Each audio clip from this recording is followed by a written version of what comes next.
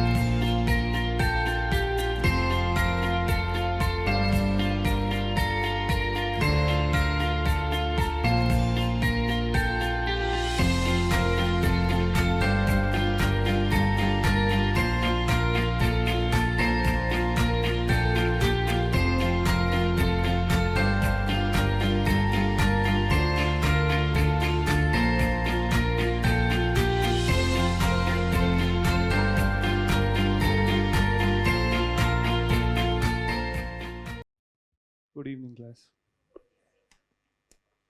So how many of you have an idea about the exam? Like, what is your stage of preparation? Classes किन लोगों की हो चुकी हैं? So you're done with economics classes? And how many are still ongoing? And those who have no idea? Not studied, okay. So first of all, what exactly is the reason for doing previous year questions? First we'll set the expectation, right? Then only we'll start. What's the reason for doing previous year question analysis? Anyone? Understand scope, okay. Anything else? Okay. What's the reason for doing this? To know pattern of the questions. Pattern in terms of trends, okay. Anything else? So if you're reading economics for UPSC, where do you start? So you said pattern or trend, let us know what exactly is the scope of the question, ke padhna kitna hai, right? So when you start the subject, any particular subject for UPSC preparation, where do you start? Syllabus. So do we have a syllabus? For prelims, do we have a syllabus? Is syllabus indicative of what the questions are being asked? Then what exactly do we do? अगर syllabus नहीं है तो how do you start? There is no particular book which is written or UPSC recommends read this book and the questions will be from this book. Then how do you start reading anything? This is why PYQs. There are two things which we need to understand. The reason for doing PYQ is that one, PYQ will help us first analyze what exactly has to be read. The topics that have to be covered, this is the first thing which you need to know comes from the previous year analysis. Whether it is economics or any other subject, because the syllabus of prelims is not at all detailed and is not in line with what the questions are being asked, syllabus is of no use. So how do we know what to read? We need to overview the whole 10-15 years since the syllabus changed after 2011 to know what exactly is the topics which we have to cover for any particular subject. Any particular subject, not just economics. So the first thing which is being answered here is, from the past 10 years, we have a list of topics which tell us what exactly to read.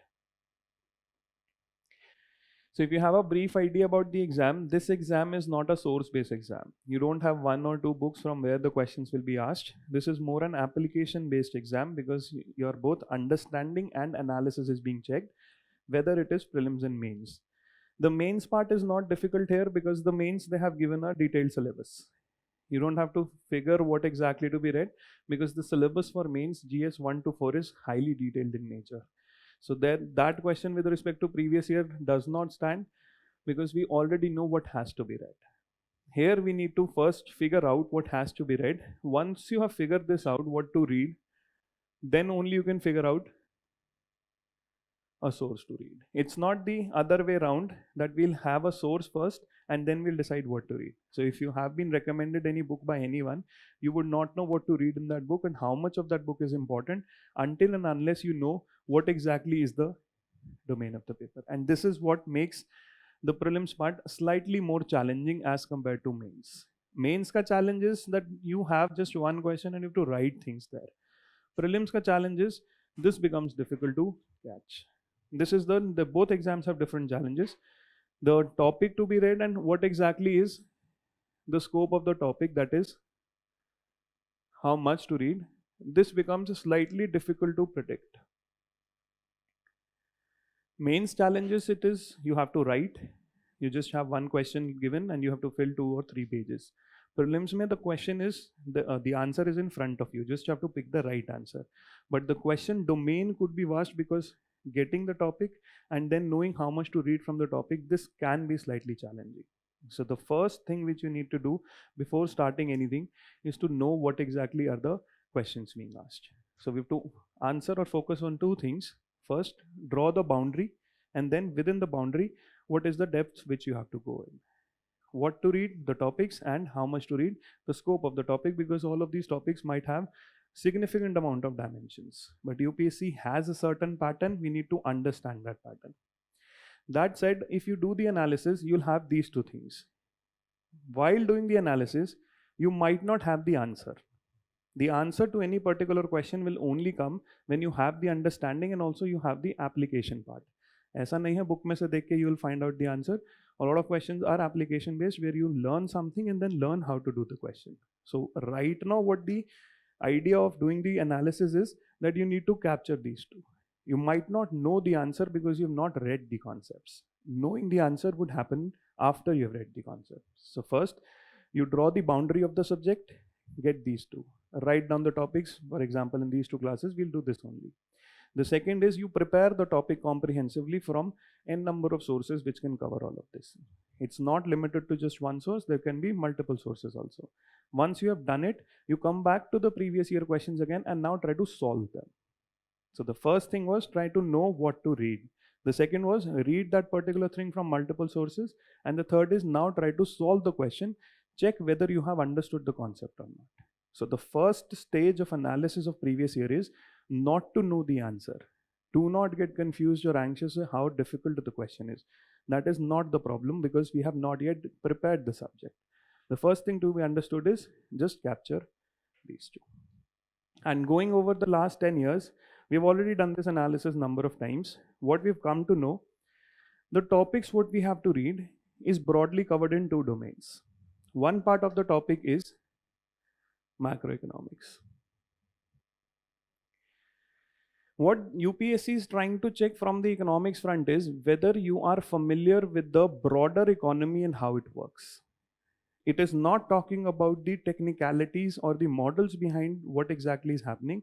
It's just checking the maximum understanding of class 12th, that whether you have a understanding of what is GDP, what is inflation, what causes inflation, what is exchange rate. So all of these things which are being asked from macroeconomics front is just to check what exactly is happening around. If you see all of the subjects, this is what is the domain. In prelims specifically, the domain is understanding what is happening around. उस happening around की understanding पे analysis mains में है. So if you see the questions in prelims in history, you'll find that they're mostly factual questions talking about a lot of features. But the moment you turn to the mains part of history, you'll have analytical questions that compare the ideologies of these 2 while fighting for the freedom movement.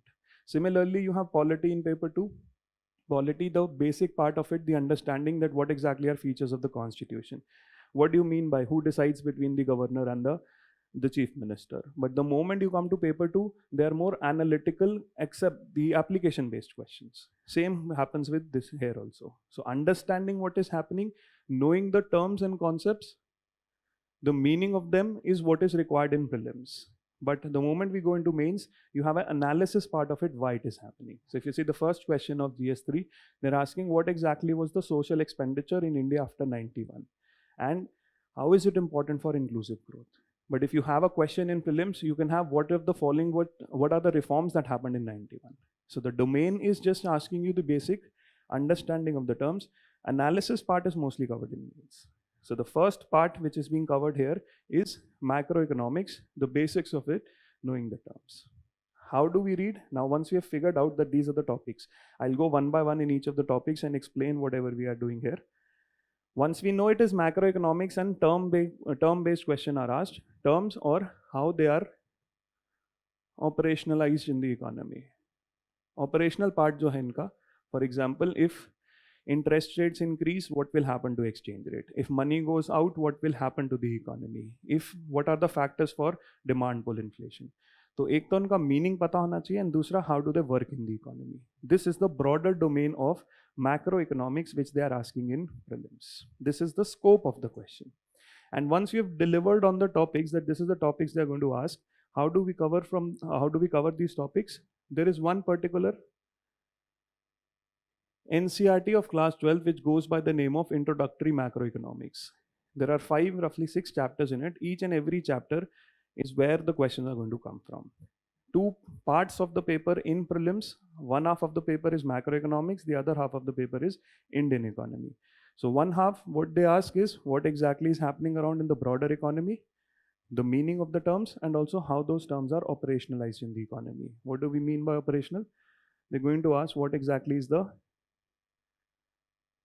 cause of something or effect of something.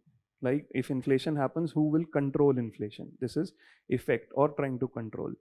What are the factors that can cause inflation? If there is particular growth in the economy, but life of people is not improving, what do you think is happening?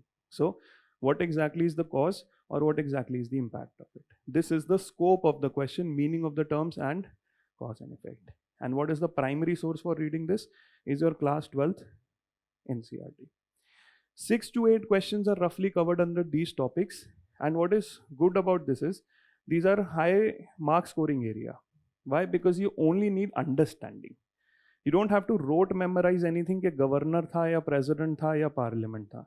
Once you understand inflation happens like this, once you understand the meaning of GDP, you don't have to go over it again and again.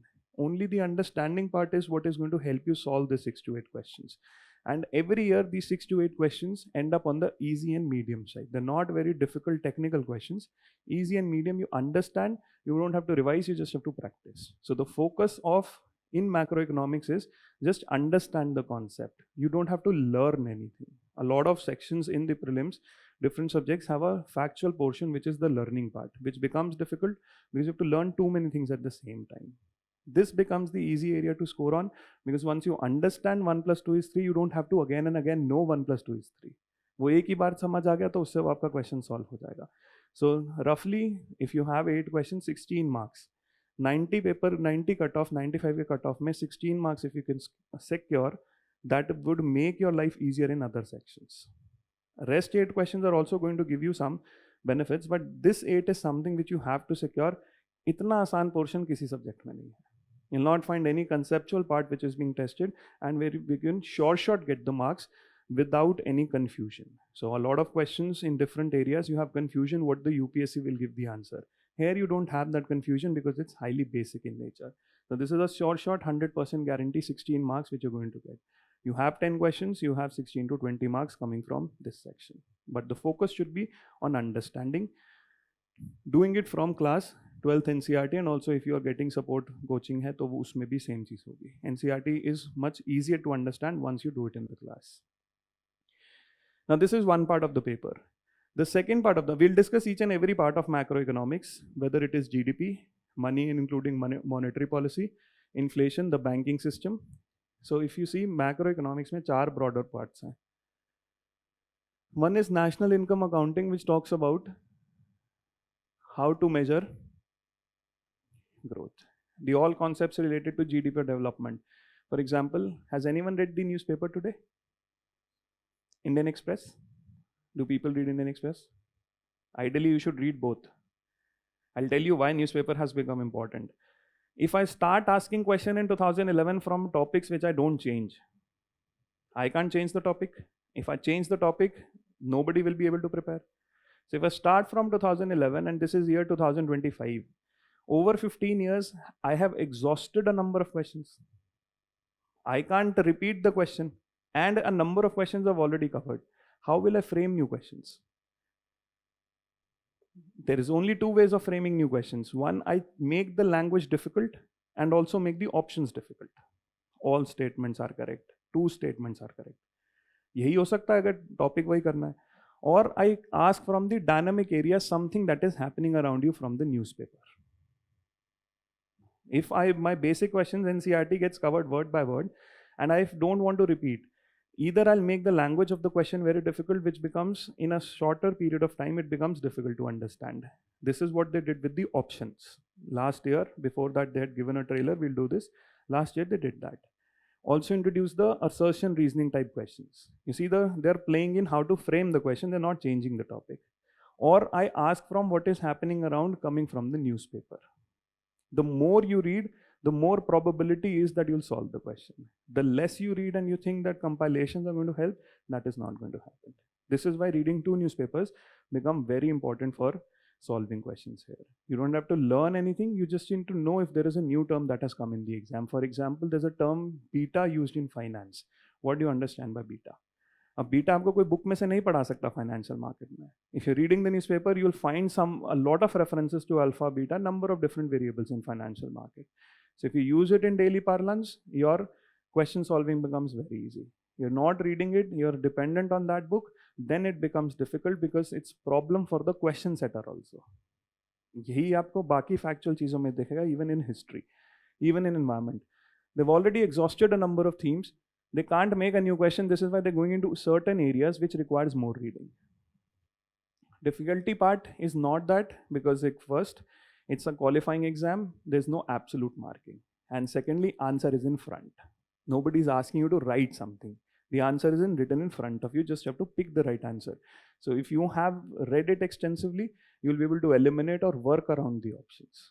Exact answer nahi zaruri hai har jagah mile. You will have to work around the options within the exam, which we learn. I'll show you how it is done by seeing the questions. Now, today's newspaper, what was the main editorial in the Indian Express? जो editorial side के 3 है और एक main opinion है. Has anyone read that? What was it about? Food waste. उसके ऊपर वाला. It's written about development and measurement of development, how development measurement is very difficult. That is a topic which relates to national income accounting. They talked about number of variables which can measure development. This is what we do in this topic. So we know how we measure growth. How growth of a particular nation is measured? We have the indicator that is GDP. This is what you learn from the class 12th NCERT. But now growth and development, we move beyond growth, we move to development. Development has multiple indicators prepared by multiple agencies, which UPSC over the years has asked multiple times. Now this question is directly lifted from the newspaper, but the topic was already there. This is how the question becomes dynamic, because I've already exhausted questions on GDP. This is why newspaper reading becomes very important in the part which is mostly considered as static. Then the other part is mostly related to money, this plus external sector. How exactly exchange rates are managed. These two portions are where the maximum questions come in. Sometimes they have picked questions from national income accounting, but every year they have picked questions from money and they have picked questions from external sectors. These two become the most important part in the prelims part, macroeconomics. Then you have another, which is fiscal policy and government budgeting. That is the role of government. What exactly is the government doing in the economy? What are its policies on taxation? What are its policies on expenditure? Now, you understand the basic fiscal deficit hota kya hai. You know what are various tax sources, where does the government spend the money.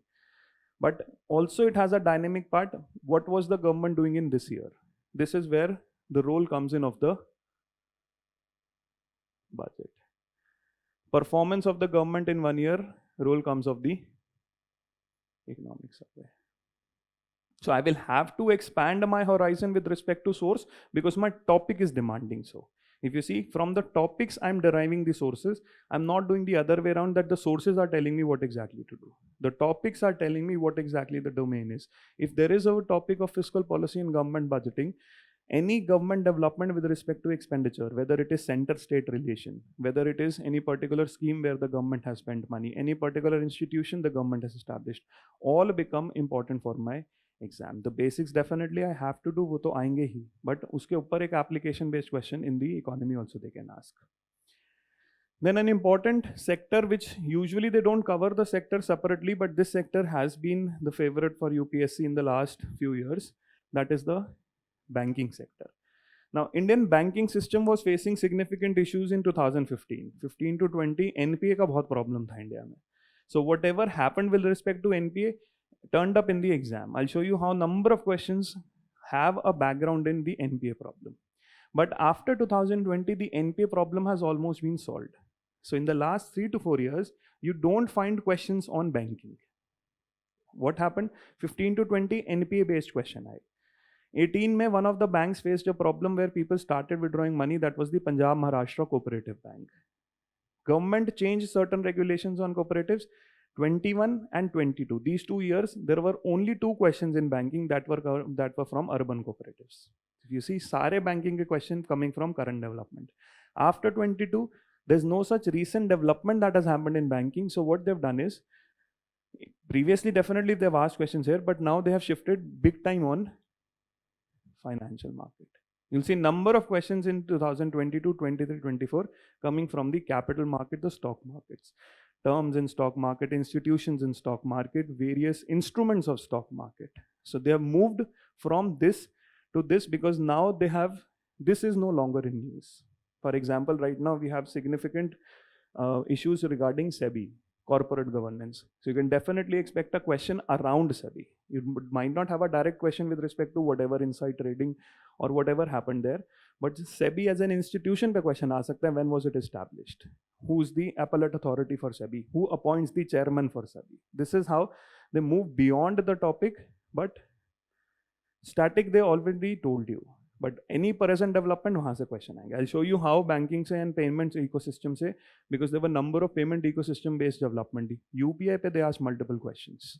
All of those questions because they had current developments. So one particular sector in macroeconomics which they ask is banking and financial market. So I have growth, I have money, external sector, government, and one sector that is banking and financial market. 1-to-1 mapping है class 12th NCERT से. एक chapter है class 12th NCERT. The first chapter is growth and in the development national income accounting. Second chapter is money and banking. Third chapter is external sector. Fourth is fiscal policy. All the chapters are very important from the exam point of view, setting the base so that you can apply your mind when you read the newspaper. Newspaper is from where you can get the maximum questions. Is this clear? Now this is 6 to 8 marks or 6 to 8 questions. The next 6 to 8 questions are specific to your syllabus of mains. Whatever is written in the main syllabus also has certain components where you can ask questions for prelims. Though they are mostly analytical, but definitely they can ask the basic. For example, they have a question with respect to direct and indirect subsidy in mains. They have a question with respect to MSP और PDS system. अब MSP होता क्या है या MSP की crops कौन सी, वो तो प्रीलिम्स में पूछ ही सकता है. So whatever your syllabus of mains is, all of those topics have to be covered from the prelims perspective also. You have number of questions from that and also all of those topics. So it is agriculture, industries, infrastructure, and mobilization of resources. You have certain 91 reforms, whatever happened in the economy. So all of these application based questions, you're going to have 6 to 8. 2015 to 20, UPSC asked number of questions from economics upwards of 20, 25. In the last 4 years, they have made it to 15 to 16 questions, where half of the paper is macroeconomics and half of the paper is Indian economy. In the Indian economy part, they stick to 2 major things. One, you should know the performance of the sectors in India. Tax to GDP is increasing, decreasing, fiscal deficit is increasing in the last 10 years, growth is positive, real GDP was increasing, decreasing. Trend-based question with respect to performance of the Indian economy. Once you know the performance, though this performance और इसका जो analysis part है, this analysis is specific to mains. But this, once you understand the performance, for example, agriculture has a problem of too many farmers and less income. Then how exactly is the government helping the farmers? So once you know the performance, you also need to know what exactly is the solution which the government is giving based on the performance. Solution is nothing but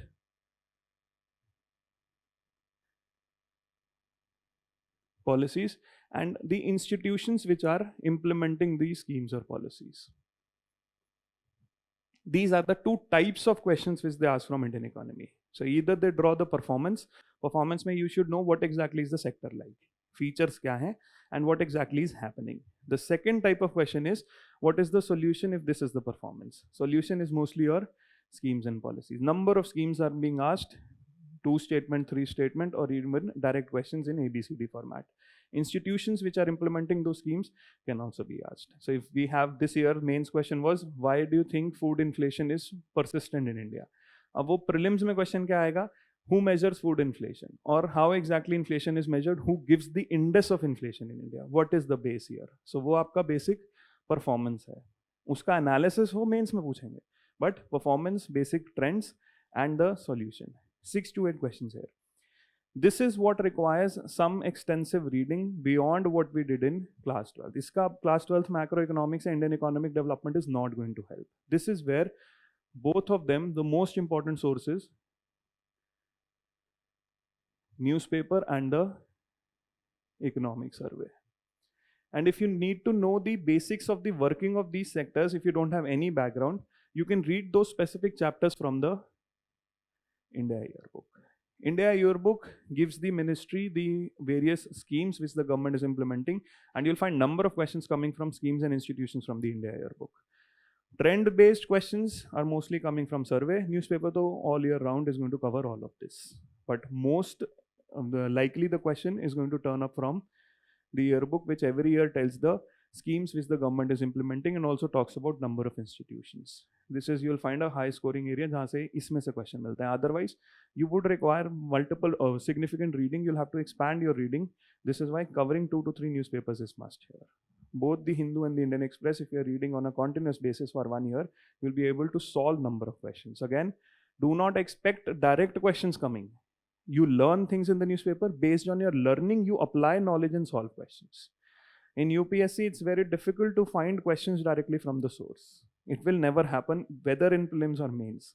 You can only learn things. Based on the learning, you can apply your knowledge. The more you read, the more your knowledge base improves, more equipped you are to solve the question. Better here in prelims, why this strategy works? Because this exam, the marks don't add.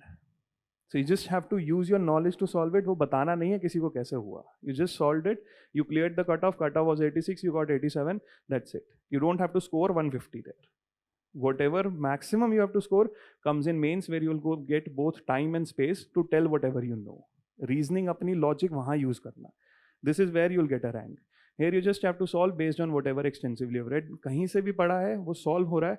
That is my strategy. So if I'm solving number of test papers are giving me new information. This is good for me because before the exam I have 50 or 100 new facts which can help me solve question. Direct नहीं आएगा, but help me solve question in mains. This is the slightly trickier part. Is this clear? Two things: macroeconomics, how the economy functions, how the economy works. It starts with knowing the terms and then application of those terms, how they are operationalized, the cause and effect. Second is Indian economy, understanding the Indian economy through its performance and its solution. 15 to 16 questions from economics. What to read, how much to read should be now clear. Is this okay? Now we start with the questions. You'll see how this works. Microeconomics also they've asked, but the priority is very less because in the last 15 years they've only asked 2 questions. So if you just know the basics of demand and supply, just the basics of microeconomics, you'll be able to solve that one question if it turns up. But priority is very less because in 15 years, only 2 questions have come. Across 2018 mein, I think on opportunity cost and 19 mein demand and supply. That's it. Two questions only. Most important source here is the newspaper. Once you understand the class 12th NCERT, most important is the newspaper. You'll understand from the questions itself. And most of the questions you'll find the easy and medium side. There's no difficult questions zyada hai nahi. You can't figure out what the answer is. So the first is your national income accounting. In the year 2015, in fact, this is the most difficult question of the last 10 years. In fact, 15 से सबसे मुश्किल question ही थोड़ा ये था.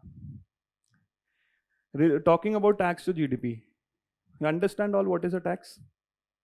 It's the major revenue source for the government. And what is GDP?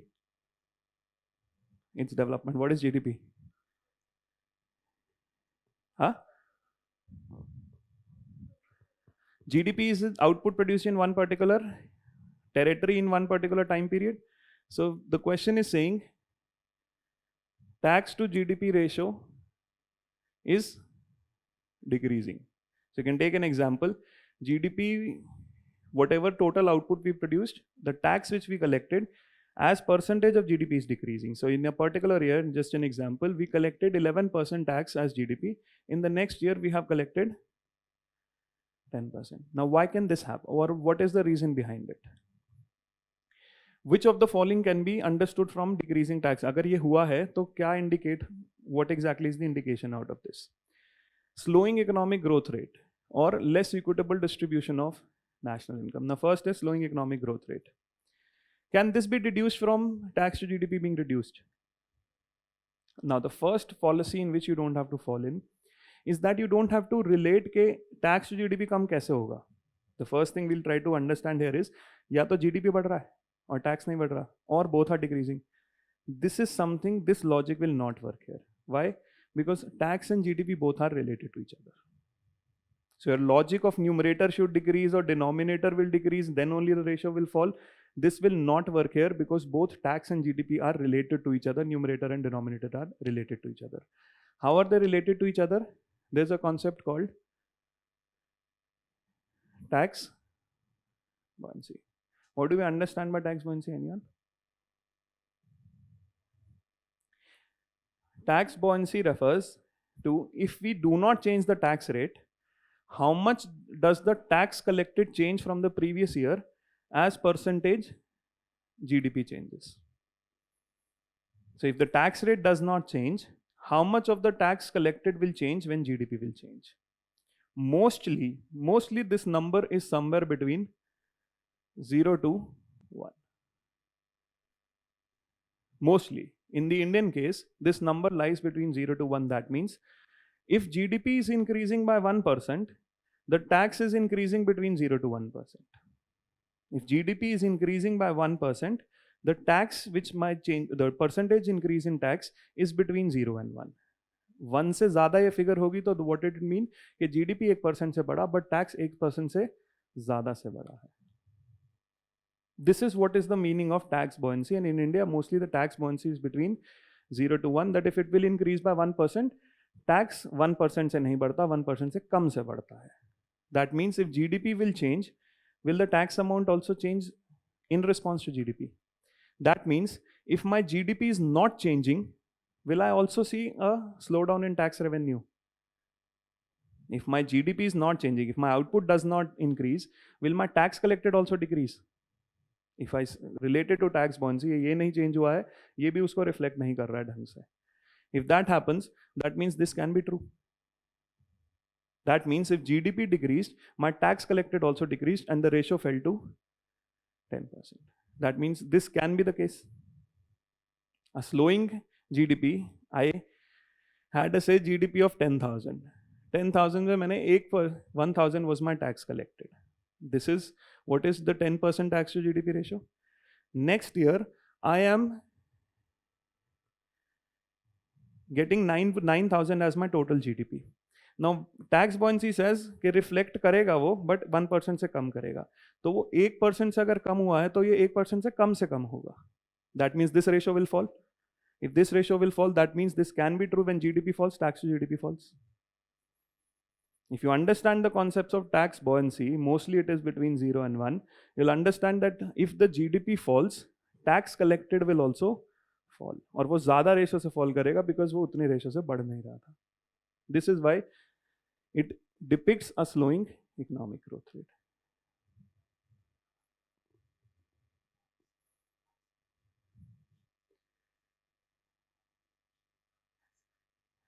Yes.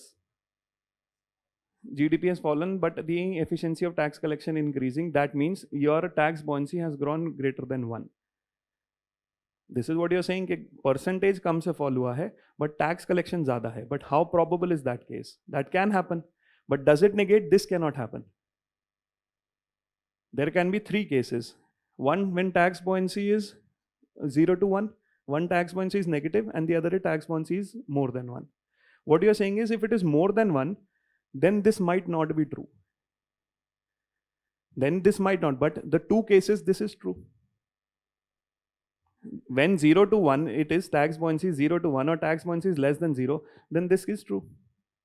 Then indicates which of the following necessarily is does not say. So in 2 particular cases, this is true. Definitely this necessarily doesn't mean this. Then you can make this incorrect. But otherwise this is correct. In 2 cases, you understand this becomes correct then. When it is between 0 and 1, when it is less than 0, this is true. But when it is more than 1, then it might not be true. But in 2 cases, this statement is correct. So it may indicate this.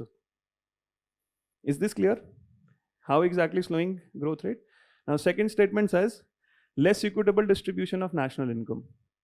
Now, when whatever we are estimating tax to GDP or have any information on tax, do we know who is paying those tax?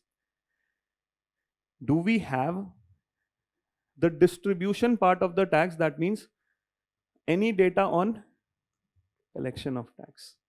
That means this is not indicating how much tax was collected from direct sources and how much tax was collected from indirect sources.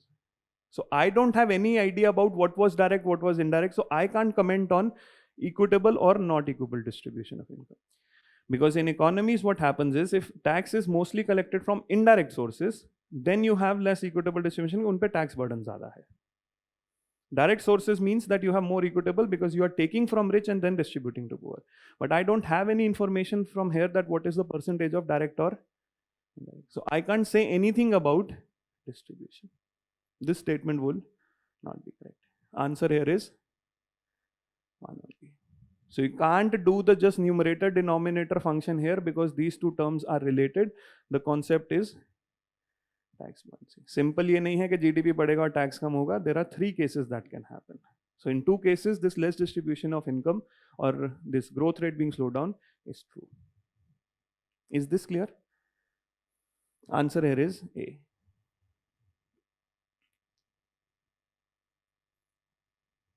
Mostly understanding based question, and if you know the concept of tax buoyancy. With reference to Indian economy, consider the following statements. The rate of growth of real GDP has steadily increased in the last decade. What do you understand by real GDP? What is real and nominal GDP? Real GDP is quantity of current year and price of constant year. The question is asking rate of growth. Rate of growth of this number has been steadily increasing. That means from year 2000, say 5 to 15, every year the ratios were positive. Consistently increasing percentage of growth. In the last decade, the question was in 15, so 5 to 15. Now, how do you solve this question if you don't have the facts? First of all, try to write the statement what it is saying so that it becomes clear to analyze the performance then. This is what they are asking, कि steadily increase हुआ है. How do you solve the question without knowing the numbers?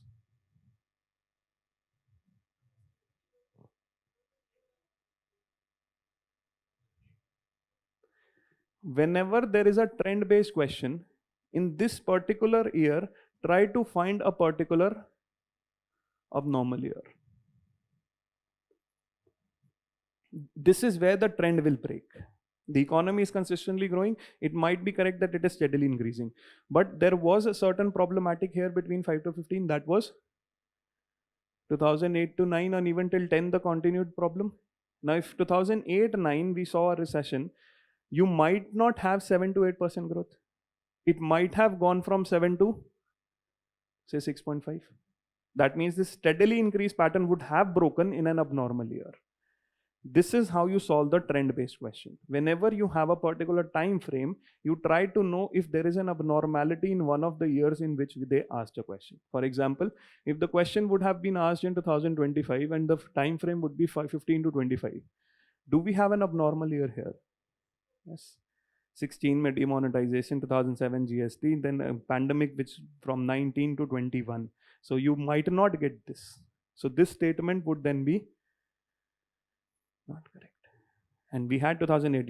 You'll get it from the facts also. कि नहीं हुआ था ऐसा. But how to solve it in the exam without knowing the facts? Try to find the abnormality that has happened. The GDP at market price has steadily increased in the last decade. This was talking about growth percentages. This is talking about quantity into price. That means it is talking about the monetary value. Now, how do you then solve this? So if we had 10,000 GDP in 2005, what we are saying is every year the GDP has increased. Percentage growth nahi, but the nominal GDP, right? Now, how probable this statement is? Or when will this pattern break? Why is the question asking about inflation? ये pattern break कब होगा? When my growth percentage is negative. This pattern will break only when my growth percentage is negative. Did India get negative growth rate from 5 to 15? Or has India witnessed negative growth rate since independence? There have only 3 or 4 instances in that years India got a negative growth rate. 1966-67, 1980. Then you again had negative growth rate in the pandemic. -2% was the growth rate. तो वहाँ पे आपका ये number कम हो सकता है. And ऐसे instance पूरे 50 साल में 4 बार है. 75 years you only have 4. It also happened in 48, but we don't count 48 because we assume that Indian economic history starts from 51 when elections were conducted. 51 के बाद से there have been only 3 events.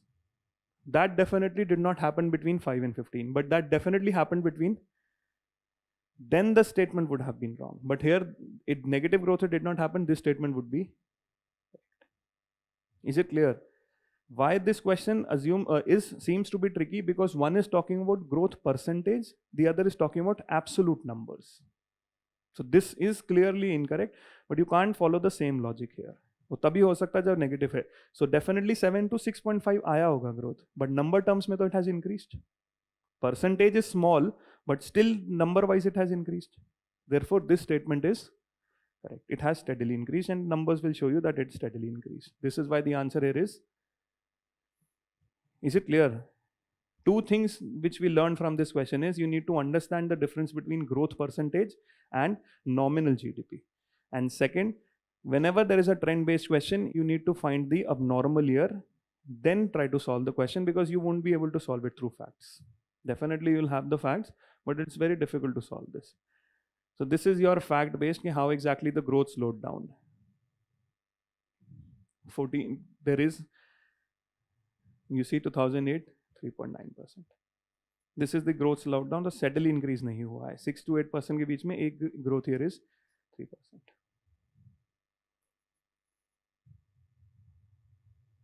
Understanding the nominal and real GDP or growth percentage here. The substitution of steel for wooden plows in agriculture production is an example of. For any production process, what are the major 2 factors you need? What are the factors of production? Land, labor, capital, and entrepreneurship. Major 2 factors of production which define your efficiency is labor and capital. The more capital goods you have, the efficiency of production increases. That means when you substitute from wooden to steel, this is what the question is asking. That means first you have some sort of capital intensity increasing. Capital augmenting progress means that if I increase my capital intensity by 1%, the efficiency also increases by 1%. So when I invest from wooden to steel, am I investing more money? And will that money give me more productivity? This is nothing but technological progress. Though there are theories which explain both capital augmenting and labor augmenting, we don't have to go beyond, we don't have to understand that. We just have a basic question. You don't need any technical knowledge here. Simple है कि capital में कुछ change हो रहा है. Labor better काम कर पाएगा जब capital में कुछ change हुआ है. So next time when I have to invest, my investment would go down because my efficiency is more. This is what is capital augmenting technological progress. Is this clear? You can't learn or you can't understand this from any particular book. ये on the go paper में ही दिमाग लगाना होगा. Factor of production दो हैं and हमने capital में कुछ change किया है.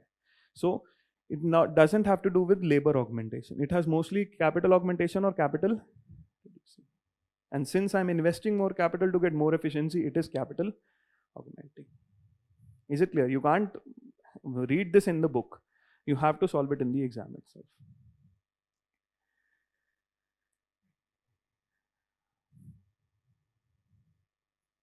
An increase in absolute and per capita real GNP do not connote a higher level of economic development if. There's a difference between, or does GDP measure development? We have two concepts. One is the concept of growth. What do we mean by growth? What is meaning of growth? Total output increasing. Rate of increase of output is growth. That means whatever output I am producing, that output is, and how do I measure output? Through GDP. There are various other variables apart from GDP that could be. All of these are measuring output only. The other concept is economic development. How is growth different from development? Quantity और quality का मतलब क्या होता है? That cannot be measured. This is definition of something that cannot be measured. Human development is measured through Human Development Index. What is the difference between output and development?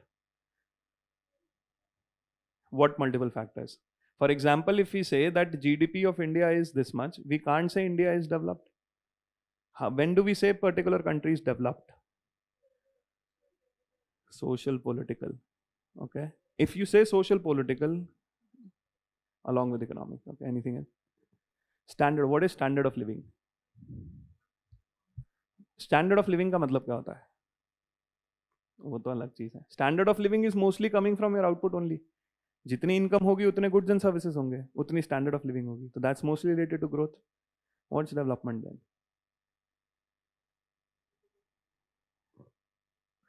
Yes, one of the factors is definitely if your growth is increasing, that is output is increasing, that means income will be generated.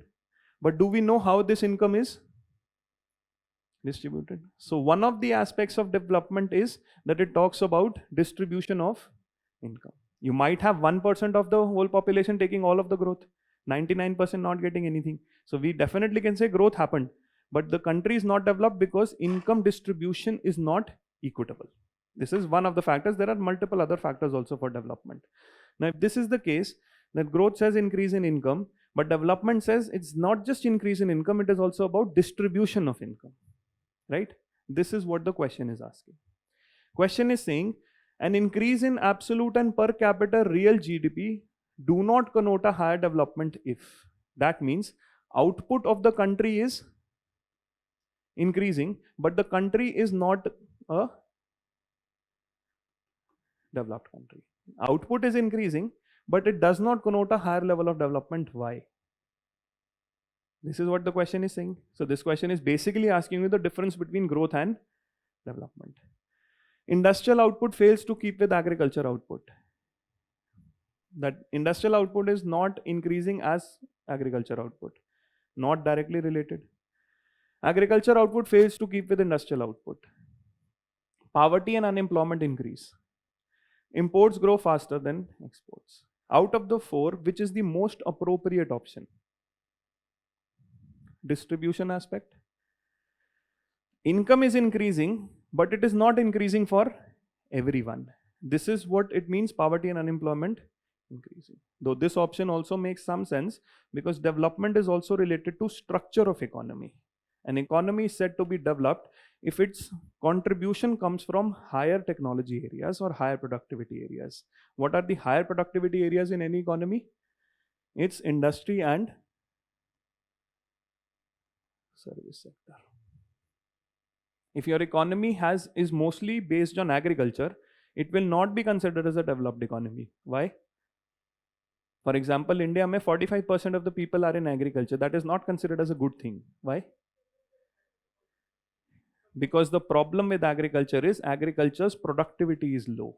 You cannot increase efficiency beyond a point. That means the maximum income increase that will happen in agriculture is fixed. You can't go beyond an income because you can't increase its productivity. But in industry and services, you don't have that limitation. Some industrial sector do have, but services mein there's no limitation. So jitni productivity बढ़ती जाएगी, उतनी income बढ़ेगी. This is why we say if production is coming mostly from industry and service, that country can said to be more developed. But if it is coming from agriculture, it is not developed. But this statement is not conclusive because it does not mention about services. The more appropriate distribution wala aspect hai. It's not about structure of the economy. Though development has one feature, that what exactly is structure. Yes. What is the statement saying? Increase in absolute and real GDP do not. So ये first part क्या है? When increase in GNP happens, what is increase in GNP? Whether it is absolute or per capita. Per capita is total divided by population. तो increase in GNP का क्या मतलब होता है? Growth, not development, growth. Economic growth is change in GDP, change in output. Does not mean development. So it's asking me the difference between growth and development. So GDP or GNP, though, it's similar. Output measurement can happen when I'm measuring the national product, that is GNP. When I'm measuring the domestic product, that is GDP. Both variables are measuring output. So output बढ़ रहा है, but development नहीं हो रही है. So growth हो रही है, but development नहीं हो रही है. तो statement बोल रहा है. Is it clear? It's a very simple question asking you the difference between growth and development. There are multiple factors on which they both differ. One of the factors is redistribution. So what happened if you read the developmental theory? After World War II, a number of policies were given to countries to increase their development profile. उनकी technology बढ़ा रहे थे. But 1980s में what they found out was, whatever technology increase we are doing, life of people on the ground is not changing. This is where if you see 1970 to 80, India also has very disturbances in polity because the economic life of people is not changing. So growth is happening, but वो सबको नहीं मिल रही है. This is where the economic development definition was redefined, that it is not just growth with efficiency, it is also redistribution. You also have to take care of inequality, poverty and unemployment. 1980, this definition of development was again changed because what they found out, what it was not just about growth with efficiency. Technology की बात नहीं थी अकेली. Distribution of growth was also important. These three factors had to be taken into account. This is what this question has asked. That if poverty and unemployment of a country is increasing, that means they have growth, but distribution is not good. That means they're not developed. Is it clear? The third definition of development changed, what you talked about capability, human development. 1990 में it said it's not just about economic factors. मान लिया growth हुई, मान लिया poverty and unemployment कम हुई, but do the people know what they want to do with that income? And also whether all of the people in the country want income. Some people might be happy without the income also. This is where 1990 the Human Development Report came in. Capability approach, Amartya Sen and Mehboob Haq. They gave Human Development Index. It's not just about increase in income, it is also about the capabilities people have in terms of health and education. Some people might not want more income, they might be happy with a healthy life. They might be happy with reading with more education. So it's not just about income alone. This is how the definition of development has changed over a year. And this is 1990 also, where development also has a component for sustainability. It's not just about your development, it is also about future development. You can't take away the development of the future generation. You cannot use everything today.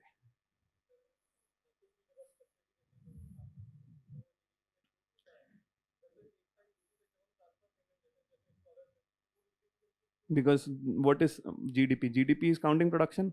Subsidy to farmer is aiding in production. जो चीज़ 15 की बननी थी, 5 रुपए हमने farmer को दिए कि आप बनाओ, तो उसने 10 लगाए, तो मैंने 10 काउंट किए, तो 5 जो मैंने दिए वो भी तो काउंट होंगे. But transfer payment is not aiding to production. So if I've given a scholarship or an allowance, there's no production activity happening. जब होगा वो ऐड हो जाएगा. But right now it's a transfer payment from government to the person. This is not counted. But whenever that is used, then it might be counted. पहला transfer ये इसी का question है ना, उसके आगे का क्वेश्चन नहीं है. Then it changes. Is it clear? Growth and development.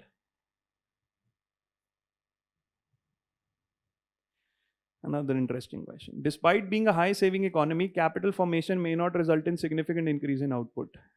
Meaning of capital formation. What is capital formation? What is capital formation? So what future mein productivity badhaye, that means addition to capital. How does that addition to capital happen? Investment. That means the savings in the economy have to be converted into, if you want to have certain amount of investment, that is creation of asset, that means the total consumption you make, out of that consumption you will have to sacrifice some part of today's consumption for future. When you do this, you are allowing investment. So whatever investment happens from the savings, this conversion of savings into investment is what we call as capital formation. Now the question is saying high saving economy hai, capital formation is happening, but this capital formation, when investment is happening, my output is not increasing. So it's a high saving economy. That means savings are being converted into investment. But this process of capital formation is not leading to output increase. Now, why is the output not increasing? Why I am spending too much money, but I'm not able to produce anything. This is understood from a variable which we call as capital output ratio. That how much capital or investment is required to generate an output of 1 unit. That one country has a capital output ratio of 5, the other country has a capital ratio of 10. What do we mean by this? कि एक को तो 5,000 लग रहे हैं एक unit बनाने में, दूसरे को 10,000 लग रहे हैं. What do we mean by this? If a country has an ICOR of 5, that means one is using 5 units of capital to produce 1 unit of output. Country B is using 10 units of capital to produce 1 unit of output. Now, why can this happen, or why will this happen? One reason could be that this country is not using the capital efficiently. They're wasting capital. Now, why are they wasting capital? They do not have, their government administration is not effective. बहुत delay होता है, काम late होता है, तो delay से पैसे cost बढ़ जाता है. What could be the other reason? This is ease of doing business government. What could be the other reason? The other reason of this could be that the project in which they are investing is different. One has established a software plant, the other is investing in steel. The nature of the project is such that capital required would be more. The nature of the product is such that the capital required is less. So a higher capital output ratio is not necessarily showing poor efficiency, but also depicting the nature of the project. दोनों reason की वजह से ICOR could be high. Question is saying if this is happening but this is not happening, that means definitely COR could be high. COR high क्यों है? उसके दोनों reason हो सकते हैं, but COR could be high. Weak administrative machinery, can this be the reason? Yes. Illiteracy, can this be the reason? Skill नहीं है लोगों के पास. High population density, too many number of people, I have to create more. capital required is more. High capital output ratio. All of the three means this. Capital output ratio high क्यों हुई? Because ये सब चीजें थी. So which is the most appropriate option?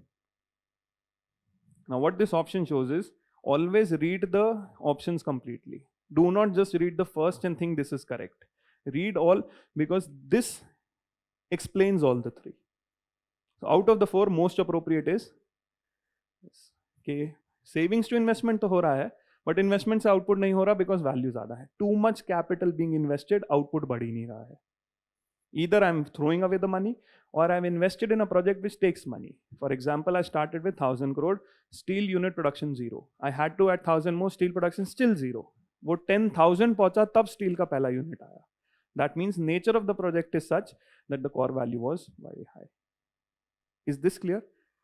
All the three explain the first, poor efficiency. Understanding the basic terms. What do you mean by capital formation, and then what do you mean by capital output ratio? Which of the following activities constitute real sector in the economy? What is real sector? What is the real sector? Yes, any particular economy based on the functions it performs or the activities it does, it is divided into three sectors. So when you understand growth, we start with this is the starting point. Based on functions, one is the government sector. अब ये चीज सिर्फ government ही करती है. What happens with the government sector? What is the role of government in the economy? Yes. The role of the government is administration. The role of the government is administration is law and order is part of administration. Is redistribution, and the third is providing non-marketable goods and services, that is public goods. एक sector है, ये तीनों function और कोई नहीं कर सकता है. Nobody can provide all this, and for doing this, the government will collect a. This is alone the government does it. Then another function is the function of production, which is called as the real sector. Production and consumption activity are done in the real sector. This is what is done by mostly households, non-financial firms, and non-profit organizations serving the household. These are the three major players here. One is the government function, the other is the function of production of goods and services and consumption of the same. These three do this. Household, non-financial firms, and non-profit serving the households. Non-profit serving the household, for example, charitable organizations, which produce goods or produce services, but give it for lesser cost, but production happens. Now, whatever function the government and real sector do, they also have to engage in another function, that is the function of distribution or the function of exchange. जो good produce हुए हैं वो exchange भी करने हैं. Now, what happened when these two functions were only existing in the economy? Barter economy, there was significant issues. Goods जब exchange हुए या tax भी barter में pay करने लगे, there was a significant issue. So to improve the distribution or exchange function, a third function was introduced in the economy, which is called as the financial function. This is the sector which is dealing with money. Why this is not called real? Because money is not something which is real. Money is what you created and gave value in order to help these two sectors. Money कुछ exist नहीं करता है economy में. This is not real. This is something which you created so that you could perform the function of distribution and exchange. What is the meaning of money? The 100 rupee note which you have, what is the meaning of that?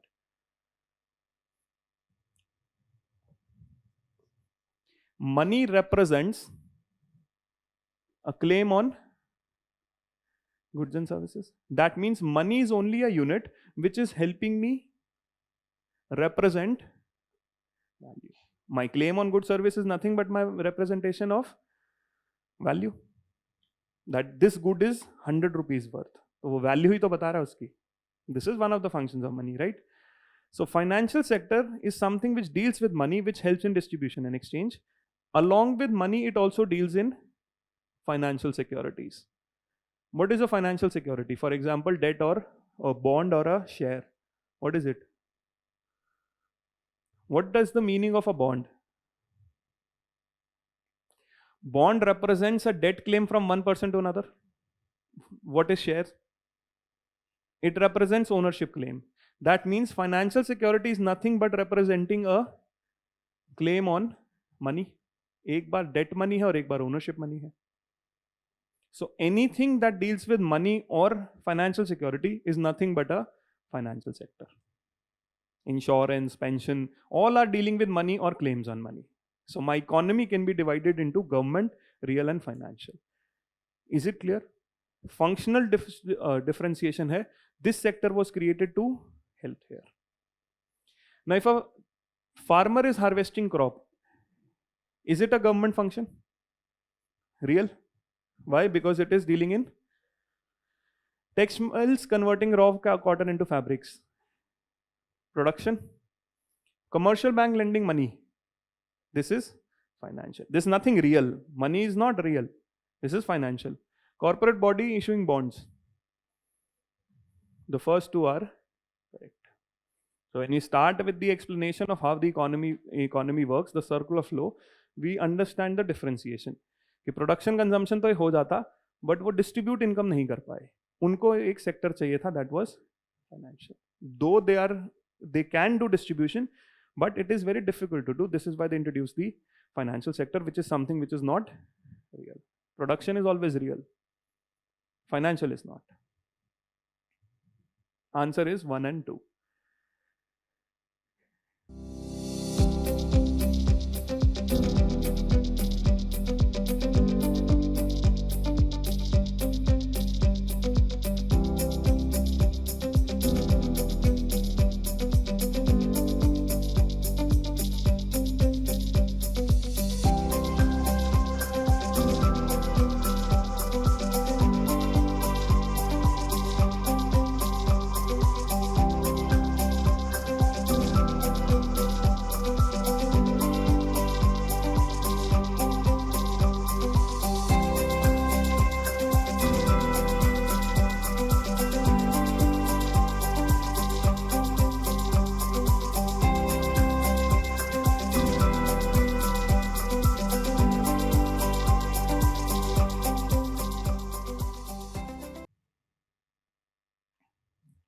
A very basic question. With reference to physical capital, consider the following way. This is this year. What do you understand by capital? The general definition. There are 4 factors of production. That particular knowledge can help you solve this question. You don't need to know the difference between fixed and working. What is the meaning of capital in factor of production capital? Investment. What is that? So capital means investment. Capital is asset formation, but asset का मतलब क्या होता है? Asset, what is the definition of asset? Something which gives a future use. Asset is something which gives a future use. Capital is an asset which is used in production but not consumed in the process. This is what is the meaning of capital goods there. Physical capital इसी को बोलते हैं. Used in production but not consumed. Future use तभी देगा अगर consume नहीं हो रहा है. Now, if I go into this definition of fixed and working, fixed capital definitely would be this. Fixed, as the name suggests, fixed hai. So let us understand fixed only. A computer would be working capital or a fixed capital.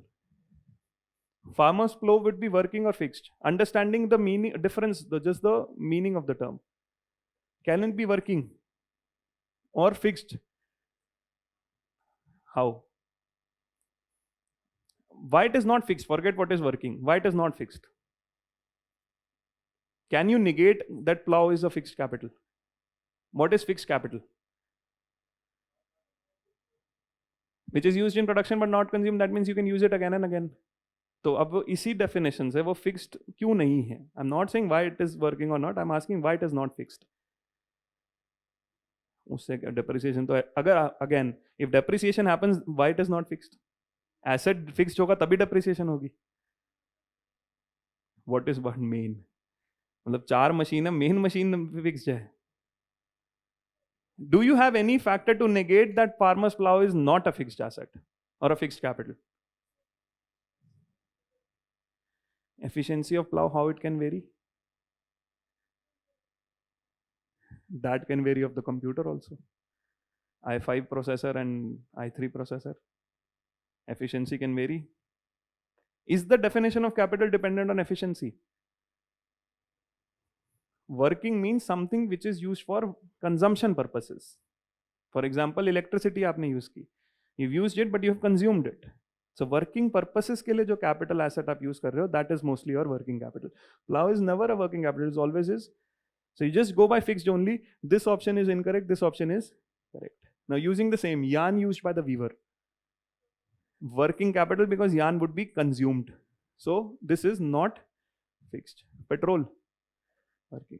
So understand, you just needed to know the meaning of fixed asset, which we do when we do factors of production. कोई बहुत दिमाग लगाना ही नहीं था यहाँ पे. Yes. Answer here is हाँ, day to day use में यान भी हो गई, पेट्रोल भी हो गया. हाँ, तो वो कंज्यूम नहीं हो रहा ना, ये दोनों तो कंज्यूम होंगे. Working capital is my day-to-day requirements are being fulfilled through this. That means whatever money I have kept for these day-to-day consumption requirement is being fulfilled here. So they will be consumed. Fixed is not consumed. As the name suggests, for fixed here. You don't have to read anything here. You just need to know the meaning of capital. And this would be easy.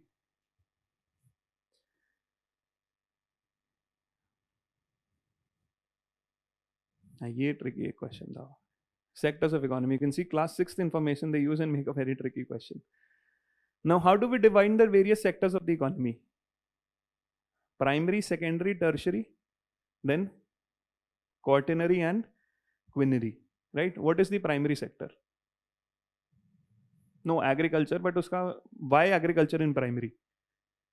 Because primary talks about natural raw material. When this natural raw material can be further processed, this becomes secondary. Then what is tertiary? Services which improve the efficiency of primary, and this is tertiary sector. And tertiary sector can have three types of services, can be three types. And quinary. What are the most basic services? In dono ka, yes. Transportation, storage, all of those would be tertiary. But if something is helping you improve the process, innovation in any of this, information innovation based is quaternary. This is your information based services which can help you improve efficiency. Basic processes tertiary hai. And quinary, the gold collared decision makers, administrators, decision makers. This is what is the highest level of service. Public administration services is quinary services. Storage of agriculture produce, secondary, tertiary, quaternary, quinary. How? Storage. Storage is a service or a process? Is it here or is it secondary? Is it clear? It's not secondary. Dairy farm. Primary. Mineral exploration. This is what the confusion there is. If we are only talking about extraction, that is mining, it is definitely primary. And if we are talking about exploration in terms of research and development, then it is quaternary. यही थोड़ा सा इसमें confusion है, that exploration they are talking about R&D services or the mining services. So it's either primary or it is quaternary, but it is definitely not tertiary. It's definitely not tertiary. It's either primary or quaternary depending on what interpretation they take. Sometimes UPSC interpretation can vary. Our interpretation, if it talks about research and development, it's quaternary, or if it is talking about mining, then it is primary. It's definitely not tertiary. Weaving cloth, because we are dealing in processing, that means it is, answer would be. Is it clear? This is why sometimes it is said, read the class 6th NCERT. ये basics ही नहीं पता primary, secondary and tertiary. A lot of students made this confusion or had a doubt because they thought maximum यहीं तक होता है. You don't know about quaternary and quinary.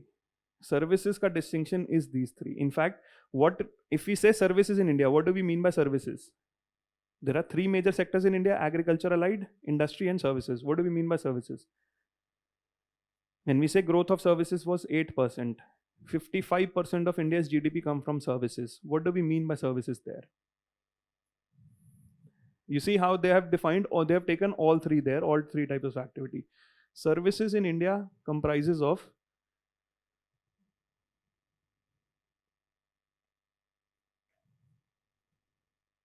telecom services, of broadcasting and communication. This is one level of service. Another service is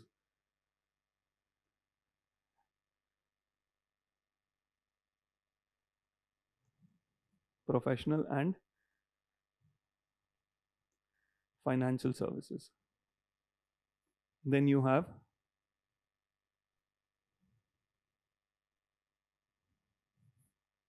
all types of services that are being included. NCERT में तो ये detail मिलेगा, primary, tertiary this. This is the detail given in NCERT के which activities where. This is mostly which is covered in newspaper, survey and everywhere. It's just example, इसमें और IT sector भी है. So how you can solve the question based on understanding. See, this is what is the sector of the economy: resource based in extraction, natural raw material, manufacturing, processing, service based activities, the basic ones, knowledge based activity. ये तीनों service sector हैं, tertiary, quaternary and quinary. All of the three are services only. The next is money supply, money and money supply. Is it clear how GDP based questions? You've seen how basic they were. No technicality required. You only need to know how production happens in the economy, who does what is the meaning of growth and development. There are no technicalities involved whatsoever कि GDP में क्या add हो रहा है और क्या add नहीं हो रहा है. Second is the money sector. With reference to bitcoins, consider the following statements. What do you understand by bitcoins? Everyone has heard this name.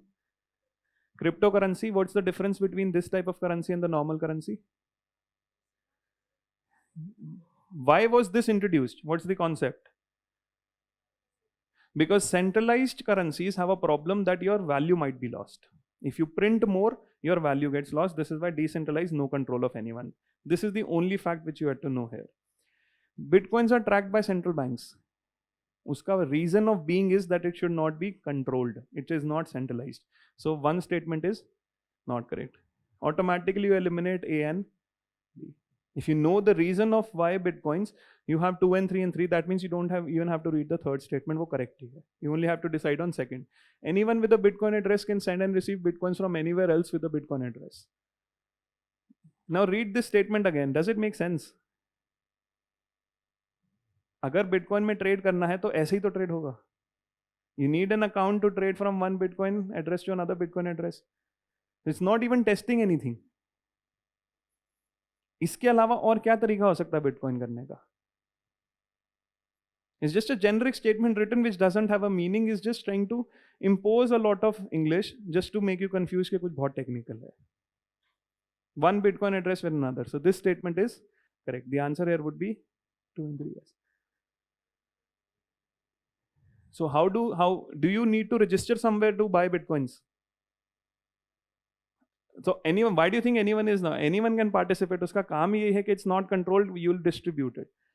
You can trade in bitcoins if you want to accept your salaries in bitcoins. If someone is having those bitcoins, they can give you that particular address.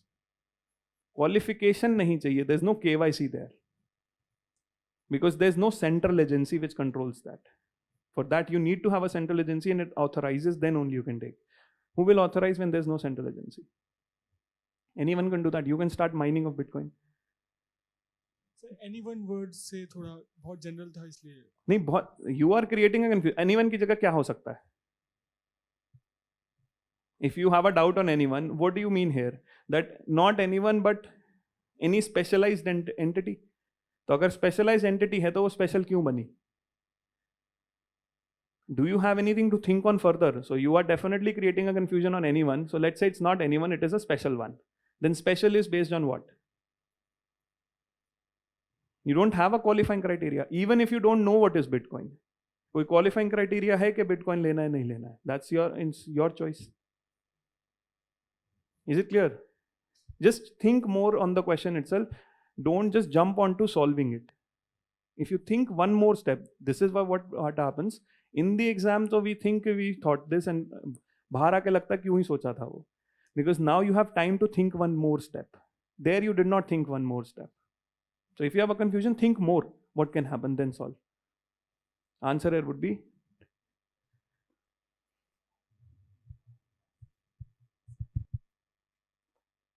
what? So the taxation is movement from one to another. It might be tracked, they can, they cannot.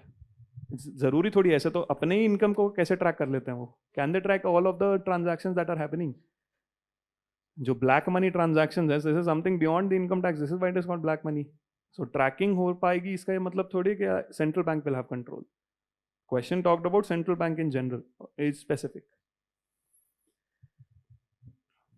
This is what you don't have to understand the technicalities involved. Basics से ही हो जाएगा. Which of the following statement correctly describes the meaning of legal tender money? What do you mean by legal tender? So if you read about the money chapter, class 12th NCERT, money evolution happened from coins to paper. Why did people trust coins? Because coins had intrinsic value. Trust started eroding when I started reducing intrinsic value. This is something which we called as debasing. आप coin में content कम करते जाओ metal का, people will lose trust. Shifted to paper because of a lot of inconvenience with coins. Now, why will people trust paper currency? At any currency has a meaning. Any particular thing to be used as money or currency, it has to perform three functions. What functions? It can help you make the barter में exchange मुश्किल था, exchange होना चाहिए. Second,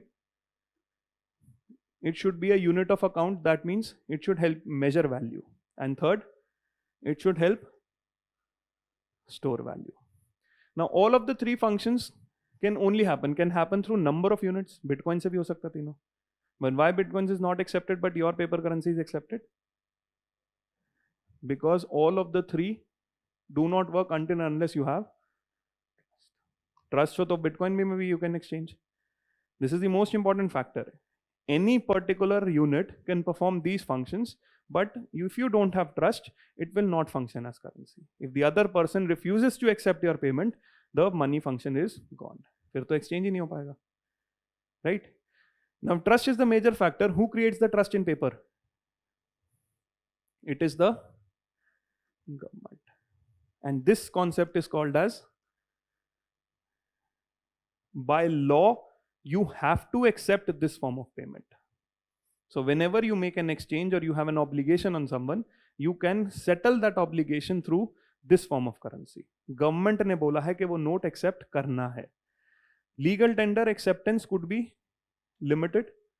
For example, it's not necessary that you accept all of your payment in coins. Coins maximum आप 1000 rupees की payment कर सकते हो. But when it is in the form of notes, it is unlimited. But why do you do that? Because it is the government. The money which a creditor is under compulsion to accept.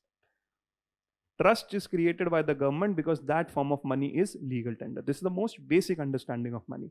Prime Minister 8 November 2016 said 500 and the 2000 rupees note will not be a legal tender. That means no longer does it enjoy the trust of the government. You can choose not to accept. This is why people were converting 500 and 1000 rupees. Last year, they had converted the 2000. They said that this will not be accepted on after this date. That means not under any compulsion to accept. This is what is the meaning of legal tender.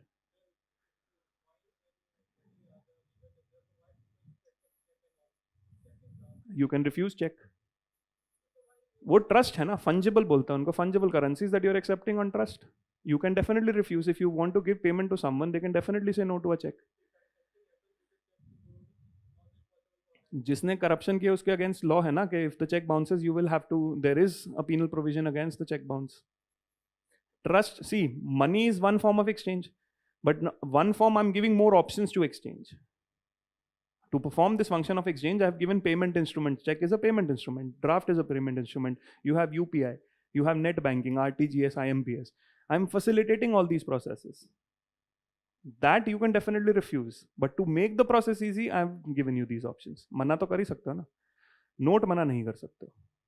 Is it clear what is legal tender? All of these questions are very basic in nature. Money multiplier in an economy increases which one of the following. This is again NCERT. What is money multiplier? This is the most important function of banks in an economy. What do the banks do in an economy? What is the function of banks? One is they are the meeting point for savers and investors, facilitate the meeting of savers and investors. And in this process of facilitating savers and investors, bank create money. This is the most important function of bank, that banks anywhere work on a principle that is a fractional reserve system. Now, what is fractional reserve system?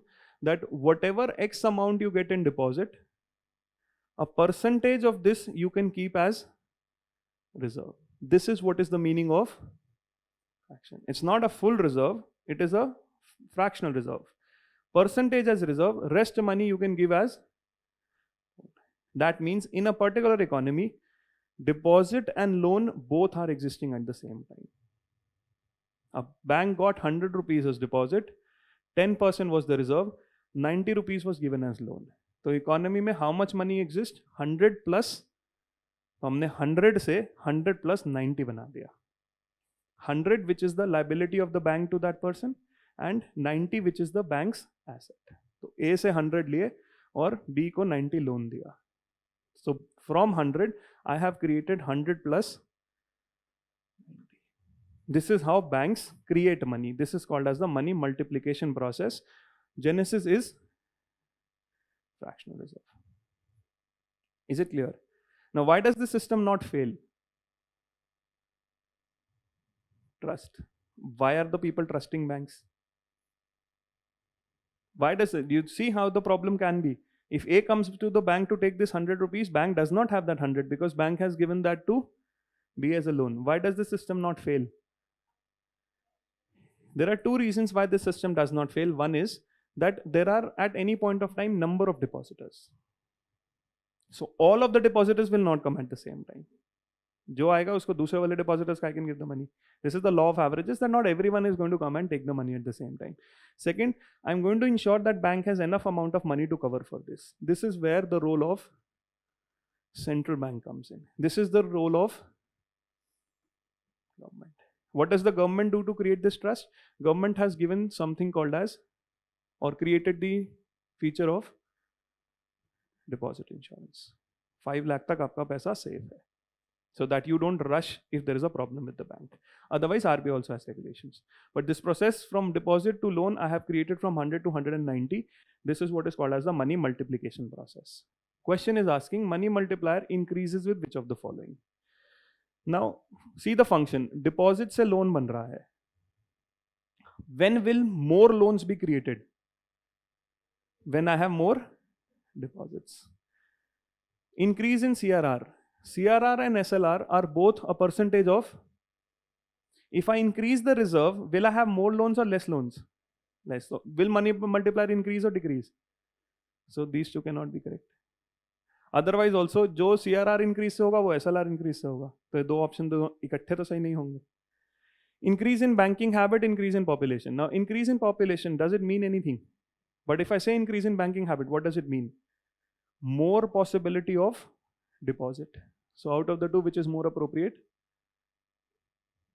Jitne zyada deposits. If you see, there are two factors on which money multiplication depends. One is how much deposits come, and second, what is the reserve.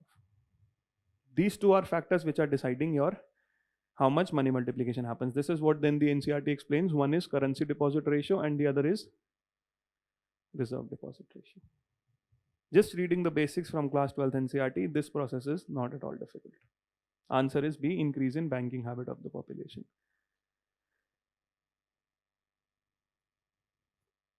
Very interesting question. If you withdraw 1 lakh in cash from your demand deposit, the immediate effect on aggregate money supply in the economy will be. If money is withdrawn from the bank account, will money supply reduce or increase? In any particular economy, money supply, the most basic is what? Currency plus money in bank. M2, M3, M4 व M1 के derivatives हैं, M1 के आगे चीजें add होंगी. Currency with the public and demand deposit, right? Question is saying, if you remove 1 lakh from the bank account and you add 1 here, what will be the change on money supply? Answer will be,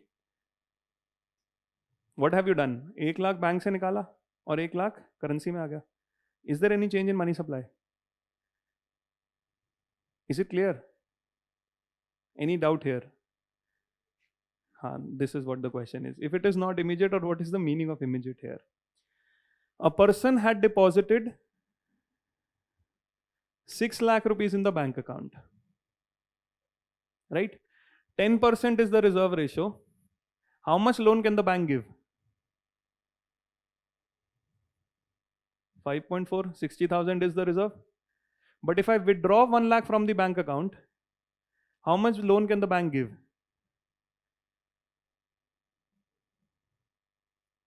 50,000 is what the reserve is. Loan is 4.5. In this particular scenario, I don't have anything in hand. I only have 6 lakh. What is the currency total in the public hand? 6 plus 5.4. 6 is this. Currency is 5.4. Loan diya 5.4 ka. What is the money in this case? 5 in currency, 1 in bank. 5 in bank account, 1 in currency, and 4.5. Currency of 4.5 loan, 5 in bank account, 1 in currency. This is what? 6 plus 4.5. And this is 6 plus 5.4. Is the money supply not reducing? Then how is the answer leave it unchanged? इस case में it is 11.4 is the money supply. In this case 10.5 is the money supply. 90,000 की money supply कम हो रही है क्योंकि 1 लाख जो निकल गया है उसका लोन नहीं जा सकता.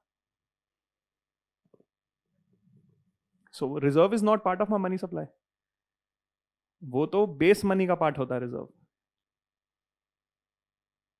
And even if it is reserve में तो पैसे और कम हो रहे हैं. You understand this?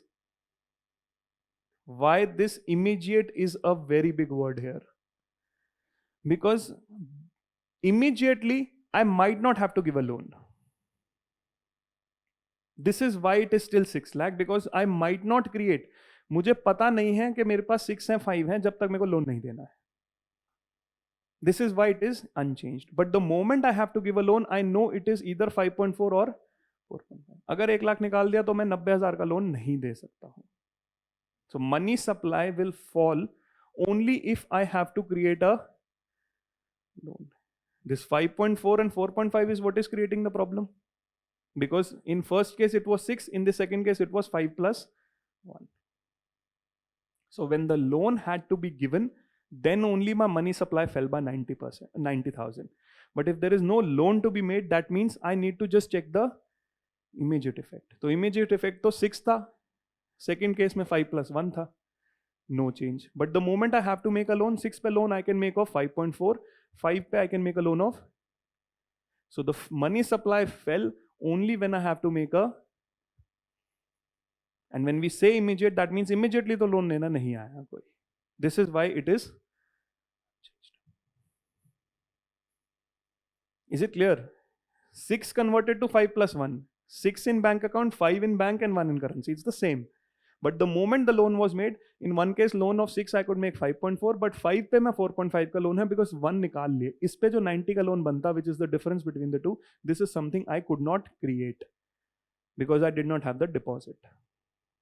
This is why in short term or immediate unchanged, but the moment time passes, the money supply will fall. Is it clear? How money multiplication and how this question. Options also made it easy because उतने ही same amount से reduction नहीं होगा, reduction होगा reserve हटा के. तो 1 lakh से कम नहीं हुआ, कम हुआ था because I could not make 90,000 worth of loan on 1 lakh. I cannot make the full loan. Why? Because I have a fractional reserve. Fraction is something which I have to keep aside. They made it easy from the options, otherwise this was a good question. Which one of the following effects of creation of black money has been the main cause of worry to the government of India? What do you mean by black money? Income which is illegal. Is it illegal income? Black money is something which is unaccounted for. Government of India usually will say that you file an ITR and report us the true income. If you don't report the true income, that is the income which is unaccounted for. What is the problem which government has with this income? That I could not get the... Again, read the options. Diversion of resources to purchase of real estate and investing in luxury. This could be a problem, but the question is asking what are the effect of main cause of worry. Investment in unproductive activities, large donation to political parties. Loss of revenue. Large donation to political parties not a main cause of worry. This is why they had to add growth of regionalism. Here alone the problem nahi ho sakta. Loss of revenue to state exchequer. Is it clear? Black money ka matlab ye hai unaccounted. I don't know it. I am not capturing it in the tax.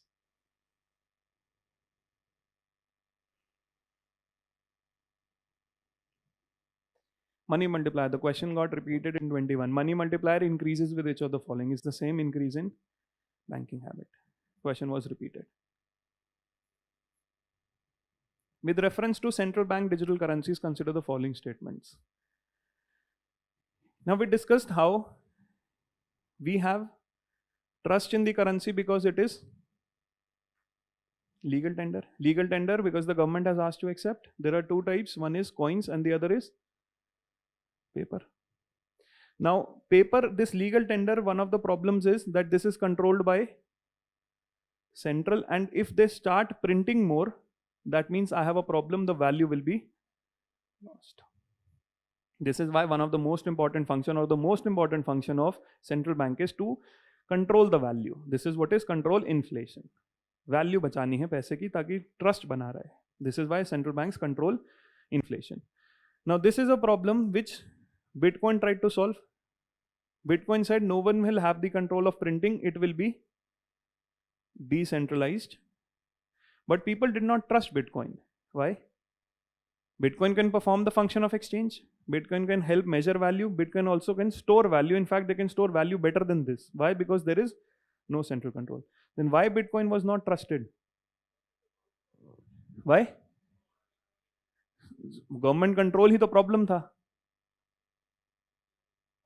There are number of issues. Why? Because Bitcoin is not a physical currency, it's a digital currency. People don't trust it because they don't know value क्या होगी. Speculation हो सकता है. Both the reasons are true. There's no control, speculation हो सकता है. And digital तो और भी कम trust है. We don't know if it gets hacked or something happens to my account. Right? Now, government wants to adopt the same features of Bitcoin, having features of legal tender. This is why governments world over have created something called as central bank digital currency. This is a legal tender and it is controlled by central bank.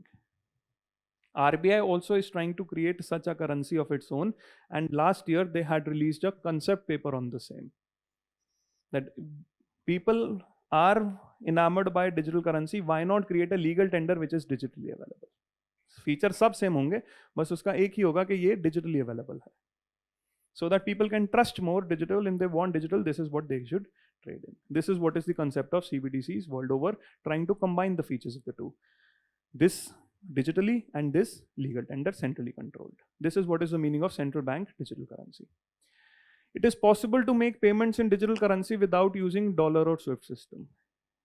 Now, if this CBDC is controlled, is mostly spread across the world, can I convert without converting it to dollar? Can I use without converting it to dollar? Right now, people don't accept your currency because of a lot of factors. But if most people start accepting it, can I use without US? जरूरी थोड़ी US अगर सब ये हैं. For example, one of this digital currencies controlled by one organization is also your SDR. IMF uses it. If everyone starts using SDR for exchange, why would you need dollar for exchange? Or SWIFT system. What is a SWIFT system? It's a payment interaction, messaging system between banks. So if all of the banks are centrally connected here, why would you need this messaging system? A private messaging system hai. You would not need to convert into dollar, and you would not need the SWIFT system. You can definitely use it. Digital currency can be distributed with a condition program into such as a time frame for spending it. Now, when the CBDC concept note came in, RBI could decide the features of the currency. जो मैंने concept note मैंने बताया इसमें, क्योंकि मेरा central control है, I can decide the various features of the currency. When I decide the features, I can also decide how much time you can use. Since the question is asking it can be, and since it is centrally controlled, I can have number of features of the currency. Even if I don't, वो मेरे हाथ में क्या भी feature रखूं. So this statement is, both the statements would be. Is this clear? The first statement is very basic. It is saying you can make payments in digital currency. Legal tender hai. If you want to accept, you can definitely accept. So you don't need to use dollar or SWIFT. You can do for this also. If another country wants to accept Indian rupee, for example, when India bought significant amount of oil from Russia, we have paid them in rupees. Yes. The rupees was paid, physical हमने उन्हें cash दे दिया, उसकी जगह हम ये दे सकते हैं उनको. So did they accept the payment without dollar or SWIFT? When they can accept this, they can definitely accept this also. Very generic statements on the two, no advanced features were asked.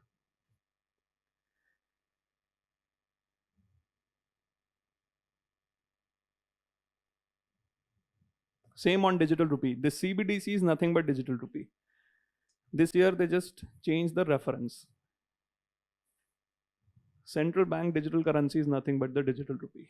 Digital rupee, why? Rupee because it is a legal tender. Digital because it only exists in the digital realm. It's a sovereign currency issued by RBI in alignment with its monetary policy. Is it controlled by central bank? Just like I print paper, I can print this currency also in digitally. It appears as liability on RBI's balance sheet. Is it an asset or a liability? Whenever RBI distributes currency to the public, so what RBI does is RBI gives it to the banks then can distribute it to the public. This becomes RBI's asset or liability. Asset is something. What is the definition of asset? Asset is something which gives you a future benefit. What is a liability? Something which you owe to anyone. What does this currency signify? Is it an asset? Is it helping RBI to get any future benefit? But if currency you take to the RBI, will RBI give a value of some worth of that particular note? That means it is the, I promise to pay the bearer a value of this much amount. This is why it is a liability. All of the currencies are liability. Benefit is कि जब भी ये liability print होती है, इसके against government security issue होती है.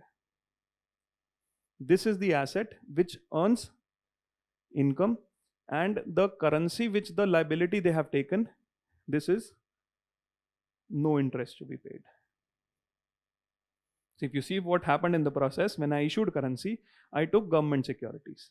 Government securities will earn me an income of interest, but on the currency, do I have to pay interest? Difference between the two is what we call as the seigniorage. Cost of printing में, this is the benefit which the RBI gets.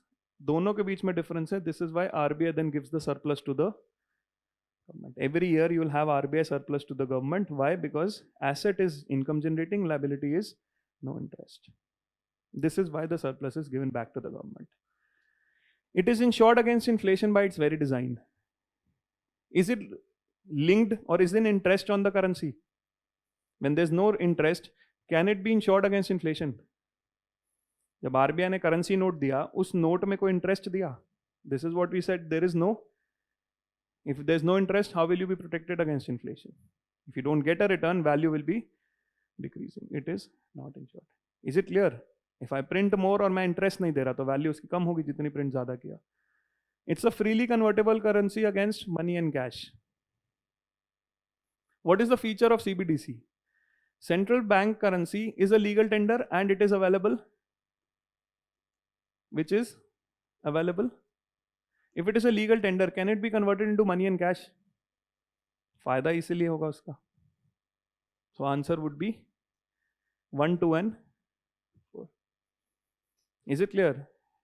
If you understand the evolution of money, Bitcoin came as a response to central bank currencies losing value.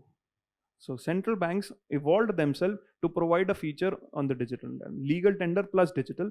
You'll understand तीनों features से legal tender plus digital से you can solve this question. Is it clear? Digital rupee. Evolution in money, mostly a dynamic concept covered in the newspapers. Very basic questions on monetary policy, part of money. When the RBI reduces the SLR by 50 basis point, what is likely to happen? What is SLR? Fractional reserve mein, you have deposit. Deposit is converted into loan and a part of deposit is kept as reserve. India has two types of reserve requirements. One in the form of cash and the other in the form of what? In what form? Government securities, gold, cash, or any other security approved by RBI. Bank will keep it in what form? चारों में से bank कौन से form में use करेगी? Why government security? Because I earn interest. इन चारों में से एक ही interest bearing है. This is why I'll keep most of the money in government security. Now if SLR reduces, can I give more loans? Or I can also make the loans? क्योंकि मेरा पैसा कम फंस रहा है. GDP growth rate increases drastically. Might not happen. If foreign institutional investors bring more capital, commercial banks cut their lending rates, drastically reduce liquidity. Is it clear? It's mostly to do with how loans happen. If less money has to be kept as reserve, I can give more loans or I can make the loans cheaper because less money is stuck. More money is stuck, this would be expensive. Because why expensive? I have to pay a percentage interest on complete deposit. But this is the money which is not giving me a return. So I will want to take the maximum return from. But if I can give more loan, I can give them cheaper. This is why cut the lending rates. With reference to Indian economy, which of the following are components of monetary policy? Monetary policy, what is the meaning of monetary policy? The central bank control over supply and demand of money. Monetary policy is central bank control over supply and demand. Central bank control, bank rate. What is the meaning of bank rate?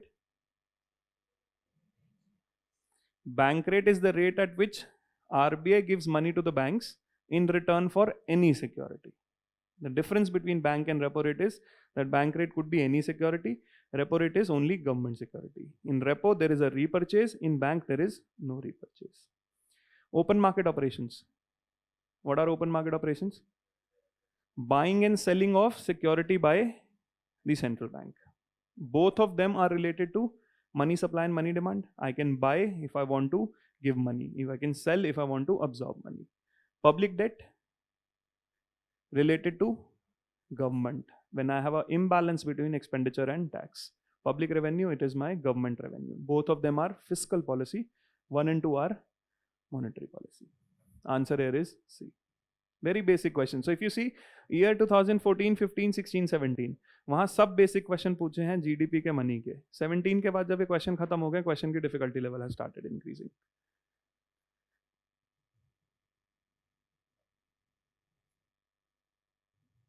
What is the purpose of marginal cost of funds-based lending rate announced by RBI? How does the RBI decide, or how does the bank decide the loan rate? By external benchmark. One of the things about monetary policy is whatever the RBI does should be done by the banks also. Then only people will get the benefit, inflation or growth. For example, if I have to control inflation, what does the RBI do to control inflation? It can increase the repo rate. Now, if the RBI increases the repo rate, people should also get a loan rate should be high. Also, whenever they deposit in the bank, if bank is getting money at a higher rate from the RBI, will the bank have to offer more deposit? अगर मुझे RBI से पैसा मिल रहा था 5% पे, now I'm getting 7%. Will people be ready to give me money at 6%? That means deposit rate also has to go up. So whenever the RBI increases repo, both deposit and loan rate should increase. Simultaneously, if repo rate decreases, the loan rate should decrease and also the deposit rate should decrease. Then only people will see the change. Now, how does this happen if I cannot control how the banks decide the loan? First, this relation is clear. How both of them should reflect what RBI is doing. Increase hoga to dono increase hoga, decrease hoga to both should decrease, right? Now, if this should happen, I should control how bank can decide their rate for loan. Because if I am making it from 5 to 7 or I am making it from 5 to 3, the bank is not shifting from 5. Because bank has own method of loan. This is where the RBI stepped in and decided certain mechanisms to decide the loan rate. RBI was not setting loan rate. RBI was just giving a formula to decide it. 2009, the RBI gave a formula based on base rate, which was based mostly on average cost of funds. आप जो भी पैसा इकट्ठा करते हो उसका average आप loan rate बना लो. This function failed. RBI shifted to marginal cost of lending rate, that it should not be on average cost, it should be on marginal cost. Again, the formula for MCLR was given by RBI, but figures in the formula were put in by the banks. This system also failed, so the RBI moved to external benchmark. आप नहीं decide करोगे, choose a benchmark, for example repo, and choose whatever spread you want to keep. ये change होगा तो rate change होगा. Why? Because this system failed to transmit this. I had given you a formula, but you were putting in values in the formula. This is why the system failed, but this is what the genesis was. These guidelines, so MCLR were nothing but formula given guidelines, help improve transparency in the methodology followed by the banks for determining the interest rate on loans. This was the purpose of it. These help ensure availability of bank loans at interest rates which are fair to the borrowers as well as the banks. This is what the whole genesis of MCLR was. Though it failed, but the purpose was this too, that I will tell you methodology which is fair both to you and to the customers. Both of them were correct. This system failed. We shifted to external benchmark in 2019. Now for retail loans and MSME loans, you have to follow this. Older loans can continue on MCLR, but new loans after 19 will be followed on external for two types of customers, retail customers and MSME customers. Rest you decide how you can. So this was mostly a current affairs driven question. Something which appeared in the news from monetary policy. Monetary Policy Committee. What is the meaning of Monetary Policy Committee? Why Monetary Policy Committee? Created in 2016. Who decides monetary policy in India? RBI. So what's the problem with RBI that we shifted to MPC? ये भी dynamic question है. Anything related in the news? He's the chairman still in MPC. See, there were few things what the RBI were doing first. In what is the objective of RBI? Or what are the roles of RBI? One is to control inflation. Take care of what else? Bank regulator. What else? It's a bank to the government, that means it regulates government. Right? What else? It is also a custodian of foreign exchange and can sometimes intervene in the exchange rate market. India does not have free float, India has a managed float. Managed means RBI can intervene. Now if you see out of all these functions, what are the major tools with the RBI to control this? अगर inflation ज़्यादा है तो RBI percentage, debt ज़्यादा है तो again interest rate.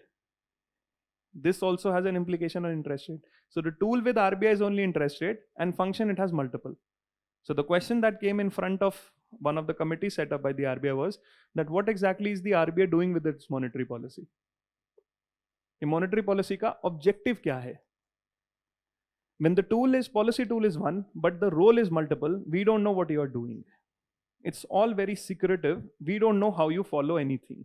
Are you trying to do this? You're trying to do this, or you're trying to do this, because cheez to ek hi hai aapke paas. So we don't know what you are doing. This was the first question. The second question was, even if you are doing it, is the expertise to implement monetary policy within the RBI only? What the government believed was that RBI could be having a symptom of something called as groupthink. कि जो एक बंदे ने बोला बाकी सबने मान लिया. The group accepted whatever the leader was saying. So you might not be effective if you are just listening to the experts which belong to you. That therefore you need experts from outside so that the expertise is mostly varied. All of this pointed to creation of MPC. Objective got clarified. What is the objective of monetary policy in India now? That you have to control inflation and maintain growth. Both of them are the objective. How are you going to do this? You are going to have a target on inflation index of CPI. What is the target and who will decide the target? The target will be decided by the government in consultation with the RBI. And this target will be decided for, what is the target? If you can't achieve this target, you will have to be responsible. And in order to have certain more expertise, we will constitute an MPC. MPC will have 3 members from, and 3 of the members will be experts nominated by the government for a period of 4 years. So a development happened because we wanted to make the monetary policy more participative, more accountable, more transparent with a clear objective. This was what the MPC goal was. It decides the benchmark interest rate. This is the function. I will control inflation only when I can decide the interest rate. It's a 12-member body including governor. It's a 6-member body. It functions under the chairmanship of Union Finance Minister. It can't, because Finance Minister is the government. You don't want government taking control of money. Again, you will have a problem. Why government control money will be a problem? Why RBI needs some sort of independence? Why we don't want government control over money supply? एक reason है कि independence होनी चाहिए RBI की government से. Why? One of the problems with the government is a mostly borrower in the economy. Expenditure hoga, they'll start printing more, they'll start borrowing more.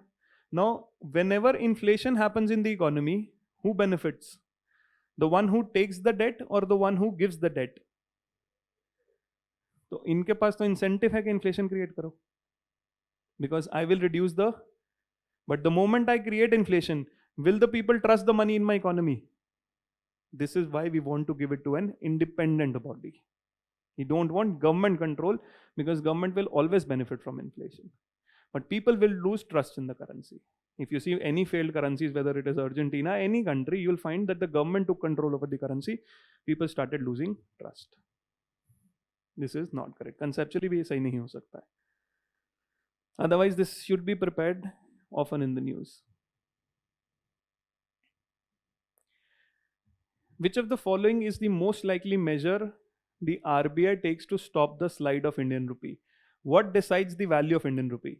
This is mostly not monetary policy, external sector, but still. What decides the value of rupee? The demand and supply of, this is what decides the value. How much, rupee is to $1. How much rupee will buy $1, right? Now what do we want to control is the slide. If we want to control the slide, that means we want to control the supply reduction, or we want to control the slide. कब होगी value? जब वो value 50 to 70 जाए. 50 to 70 कब जाएगा? या तो supply कम होगा, then it is going to go up, or the demand increase हो. So I have to control demand increase and I have to control supply reduction. When the supply reduces, then only the value goes up, or the demand increases, then the value goes. I have to control this function. Curbing imports of non-essential goods and promoting exports. If I curb the imports, will the demand be reduced? If I reduce the import, will I demand more currency or demand less currency? Import के लिए, what do I need? I need dollar. So if I reduce the import, will I reduce the demand of dollar? अगर import reduce करते हैं तो demand कम होगी बढ़ेगी? This is what we want. Question is asking. So you have to focus on the question also. It's asking, not do.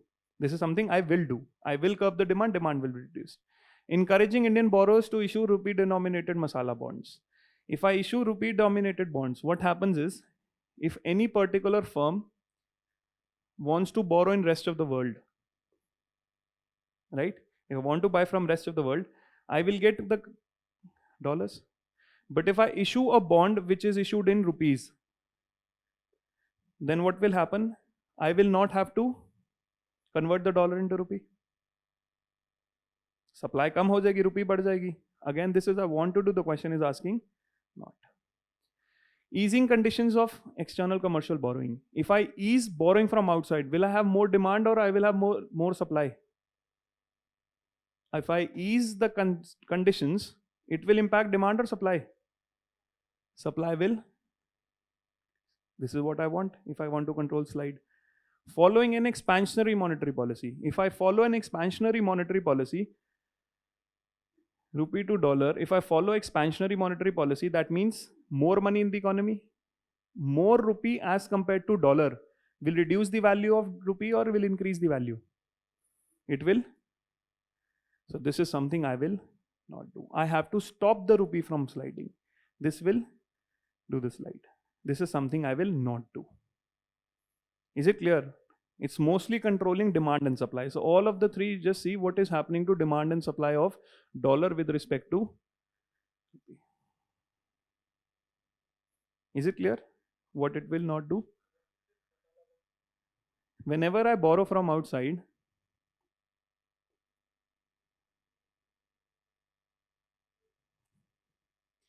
how will a firm borrow from outside? There's a particular bank outside which is going to give money. The firm will issue a bond and the bank will give the dollar. Who gets the currency risk here? अगर by chance movement ऊपर नीचे हुई, risk किसका है? Why? Because it has to convert the. I will have to give whatever the exchange rate is. But if I issue a bond which is denominated in rupees, that means this bank will now have to give me. This is called as a masala bond. A bond which is denominated in your currency is referred to as a masala bond. इससे फिर currency risk इनका है, इनका नहीं. This is a benefit to me.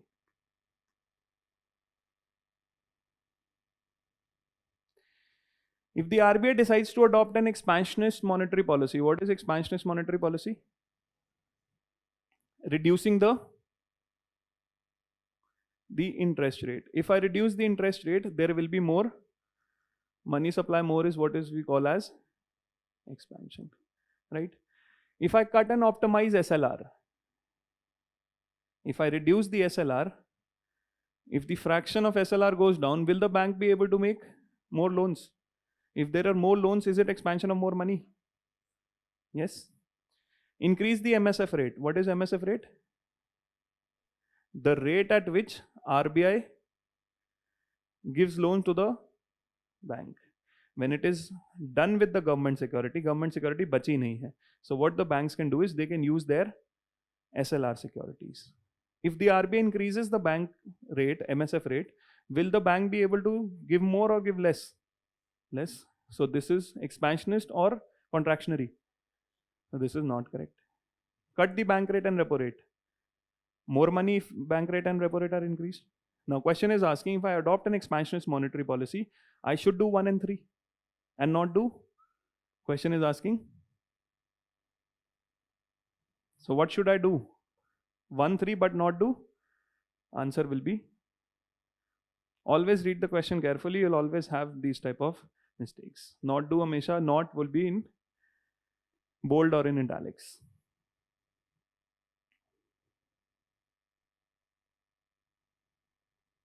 A very good question. They made it easy with elimination. If inflation is too high, RBI is likely to buy government security. What happens if RBI buys security? If the RBI will take the government security, it will have to give rupees. If there are more rupees in the economy, this will fuel inflation or control inflation. It will fuel inflation. That means if inflation is too high, RBI will buy or sell. This is incorrect. So if I eliminate one, I get the answer. But this option may not be available. You still solve 2 and 3.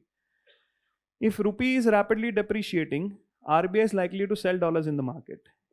That means rupee is going from 50 to 70. अगर मुझे 50 से उसे 60 पे लाना है, what will I do? Will I bring in more dollars or take the dollars out? You will have to supply dollars. So this is correct. RBI is likely to sell dollars.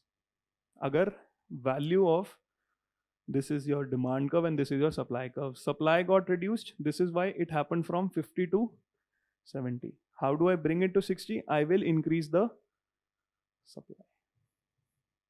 The RBI is likely to. If interest rates in US were to fall, it is likely to induce RBI to buy dollars. This was the most interesting statement here. If interest rates in US were falling, what will happen in Indian economy? Flight होगा. अगर interest rates बाहर कम है, people will bring more money to India or less money? Bring more money. That means there will be a more supply of dollars. If supply of dollar increases, what is the impact in the economy? What happens to exchange rate? Rupee depreciates, appreciates. That means it go from 50 to 30. Now, if there is significant appreciation in a small amount of time, is it beneficial for my economy? What is happening to my exports? If I'm making a shirt of 150 rupees, what is the price in first case in US? $3. What is the price in second case? More shirts will be sold here or here. That means appreciation is reducing my, right? Now, if this is done, exports are reduced, I should control the amount of supply that is coming. That means I should stop it at 40. How do I stop it at 40? The RBI will buy dollars. This is how I stop. इसका opposite हो रहा है. Rupees appreciating, I'll not sell, I will buy. If I buy dollars, what is the implication? This is what happening were to fall. RBI is going to. Is it clear why it is going to buy dollars? RBI is going to buy dollars because I want to stop the appreciation. If I buy dollars, I am going to sell rupee. यही exchange होगा dollar के rupee. If I sell rupee, what is the impact on the economy? I will have more money supply increases. How do I control this? I will sell government security and buy rupee. More rupee was causing inflation, so I sold government security. This is the process of sterilization. UPSC asks this in the next year. If there is sterilization, what happens? Sterilization mein there is open market operation. Because buying dollars to control export fall, I had started selling rupees. Selling rupees caused inflation, selling government securities. Though they stopped at RBI buying dollars. Is it clear why they buy dollars? This relation. How? Exam hop में तो वैसे ही आसान हो गया ना, first statement eliminate हो गई. You will have to do that. It will be difficult, like it is not easy. What exam are you preparing for? मतलब बोल रहे थोड़ा मुश्किल हो रहा है, कोई ज़्यादा मुश्किल नहीं है.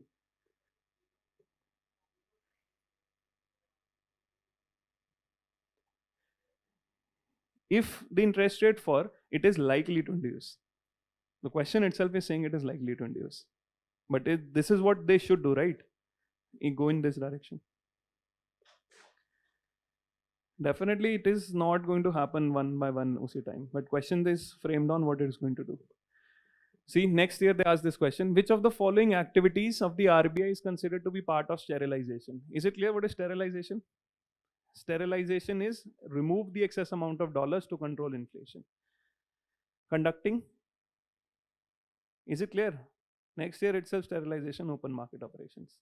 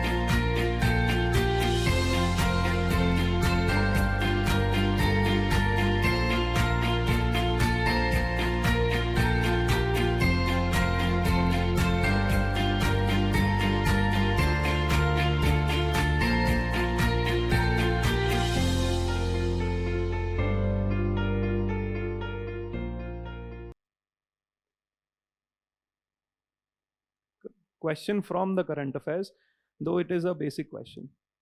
In post-pandemic recent past, many central banks carried out interest rate hikes. Why did the banks carry out interest rate hikes? Because what happened in the pandemic? What is one thing that happened in pandemic throughout the world? There was a shortage of, if supply reduces, what happens to price? And if price rises, prices in the general rise, what do the central banks do? Right? Central banks generally assume they have the ability to counteract the rising consumer prices via monetary policy means. This is what the meaning is. Why had they done? So the question was not कि दोनों related हैं. Question is, did it happen or not? It was more a statement of fact.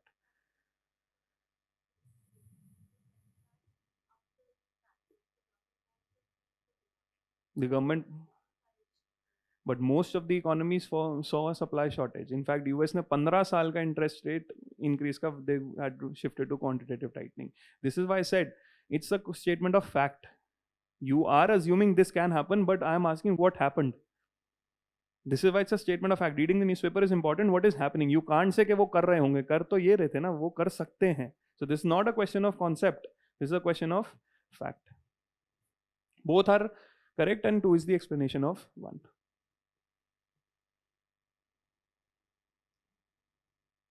Why these questions are asked? Again, basic macroeconomics, nothing very specific. Banking and banking regulations. Now, banking and banking regulations, the first 2 topics which we have discussed, growth, and the second was monetary policy. Both of these had questions which came from NCRT. NCRT or an applied thing from the NCRT, they were covered in the news. So it had a static part and it had a dynamic part, which was mostly building on the static part itself. So what we need is the NCRT and regular reading of the newspaper. But these banking regulations are completely newspaper driven. All of these terms which come related to banking or financial market is you have to be vigilant while reading the newspaper that you'll have to cover the terms. ये सिर्फ और सिर्फ, you can't have any particular source for solving this question that you'll read a book on banking regulations. You just have to continuously read 2 newspapers. Whatever term comes in the news with respect to banks and government or RBI regulation, you have to cover them extensively. This is why wide reading of the newspaper is required in this topic. Payment systems, banking, and financial markets. You don't have any source for preparation. Alone the newspaper is the source. You'll see from the questions itself. The term core banking solution is sometimes seen in the news. What is a core banking solution? Have you heard of this term? E-Kuber? Has anyone heard of this? ये newspaper में ही है, बहुत covered. What is E-Kuber? RBI will?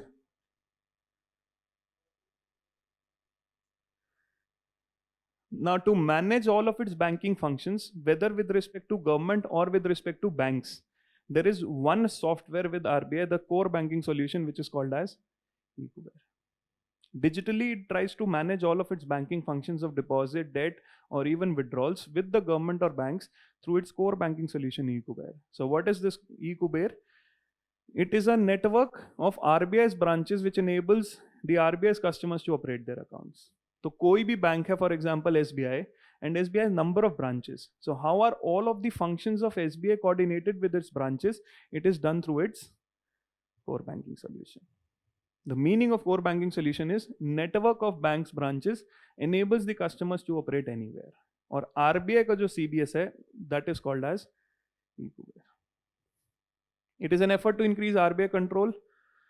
It is a detailed procedure with huge non-performing asset. CBS is with all banks so that they can manage with the head office, the branch offices. The answer here is one only. Again, completely newspaper driven question. You can't do it from any source. You need to understand eCuber core banking. You'll find number of times coming in the newspaper. All of these questions are mostly if you have experienced it in daily life or not. जिसके लिए newspaper reading is important. Payment banks. In the year 2016, new banking development happened. What is the idea of payment banks? Anyone? Payment or small finance bank. Have heard of this? Airtel Payment Bank, Jio Payment Bank. What's the idea? We want the spread of banking habits. We want people to save, and we also want money multiplication. We want more loans from the banks. Now, how does the RBI do this financial inclusion, bring people into the banking habit? Is through the spread of universal banks. That means give bank licenses which can perform all functions and allow them to open new branches. Now, this is a highly cost and effort intensive exercise. I give a license to SBI, I give a license to private banks. This is a cost intensive exercise that they'll reach to the people. 2016, 2015, a committee was formed on financial inclusion called the Nachiket More Committee. What Nachiket More Committee said, move away from universal banks and do something called as differentiated banking. How do you differentiate the banks? Either differentiate on the functions they perform or differentiate on the target population they have. This is what they called as niche banking. There are three functions which a bank performs. What are the functions of a bank? What function does a bank perform in the economy? Bank can give out, then credit, saving. What else? इसके अलावा भी एक तीन बहुत important function bank करता है. It gives credit, it helps in savings, mobilize savings. What else does a bank do?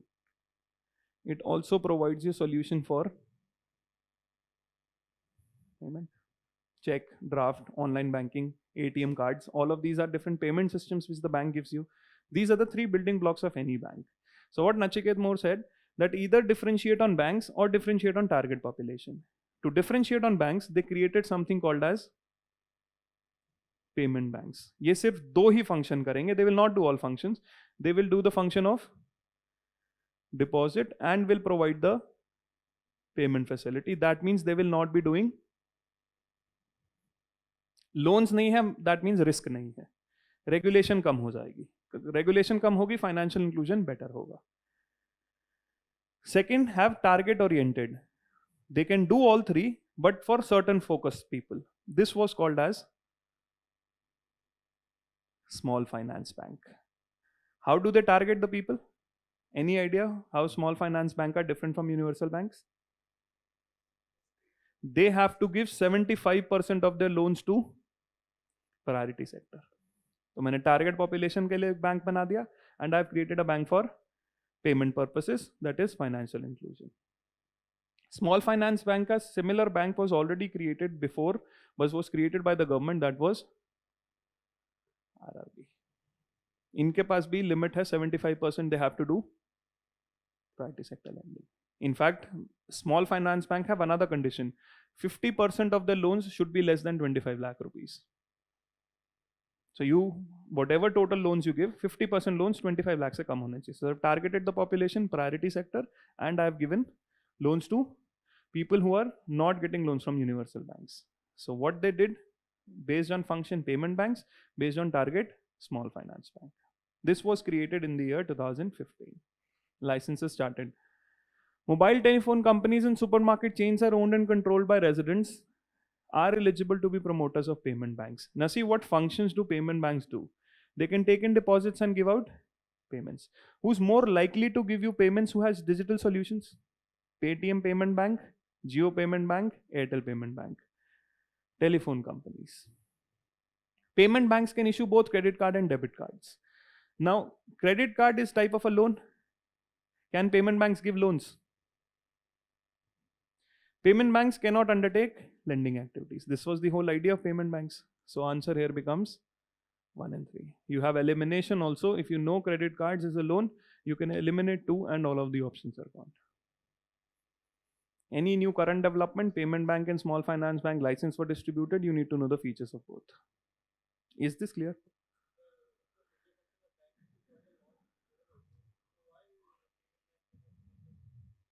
I want to spread these activities because I found out, Nachiket more found out, India has a problem that people move from state to state, but they don't know how to send the money back. Migrants move karte hain, but migrants remittance karna nahi jante घर पे.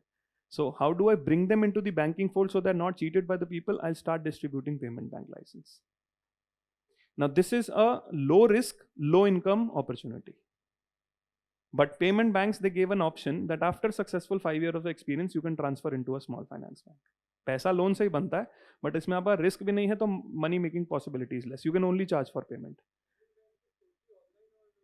Because how will I improve my efficiency of earning money? I will reduce my operations outside and I will make it digital so that I can make more money. It's just a payment service, not a loan. Licensed and it is a regulated activity. They can trust it because it is a regulated activity by the RBI. They will follow all of the regulations of the RBI. It's not that they're beyond the remit of RBI. But I am including those people who are being cheated by middlemen through various means. उन्हें bank चलाना नहीं आता, easy है payment bank का license. Indian Post has the largest network of this now. Indian Post Payment Bank. We wanted to ease the payment solutions for migrants. Number of regulation changes have been made. So initially they said only 1 lakh rupees is the deposit you can do. Now they've made it 2 lakh rupees.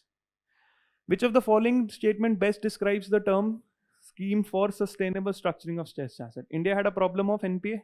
How do you solve the problem of NPA? RBI did a 4-pronged step to solve the NPA problem. The first step they did was, you need to recognize that there is a problem.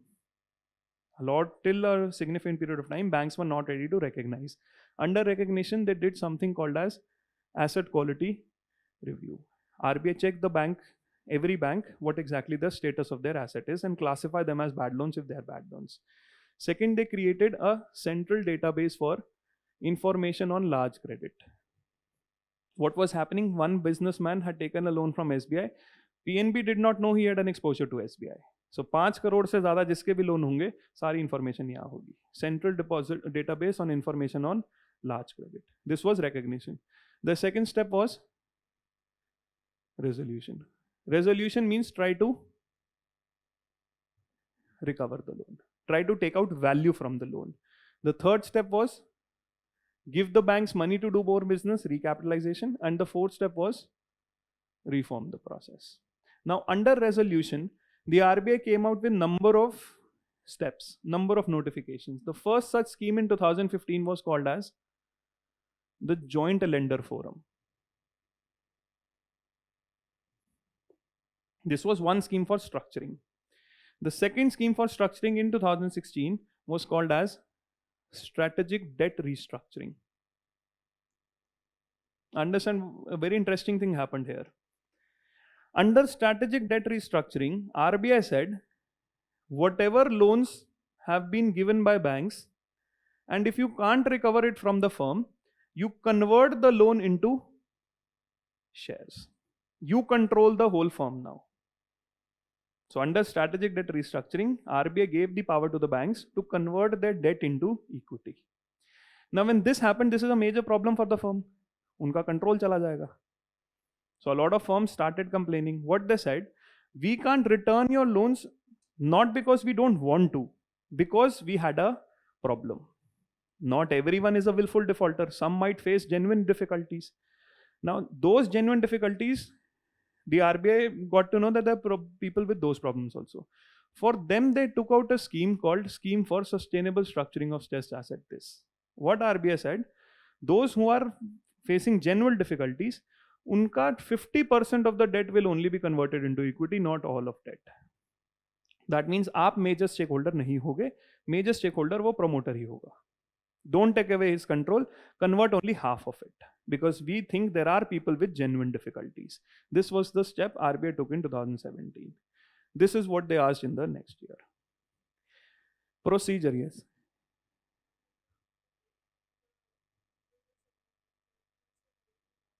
But we have to give the money back because you've taken substantial debt. All of these were for bigger lenders, bigger ones.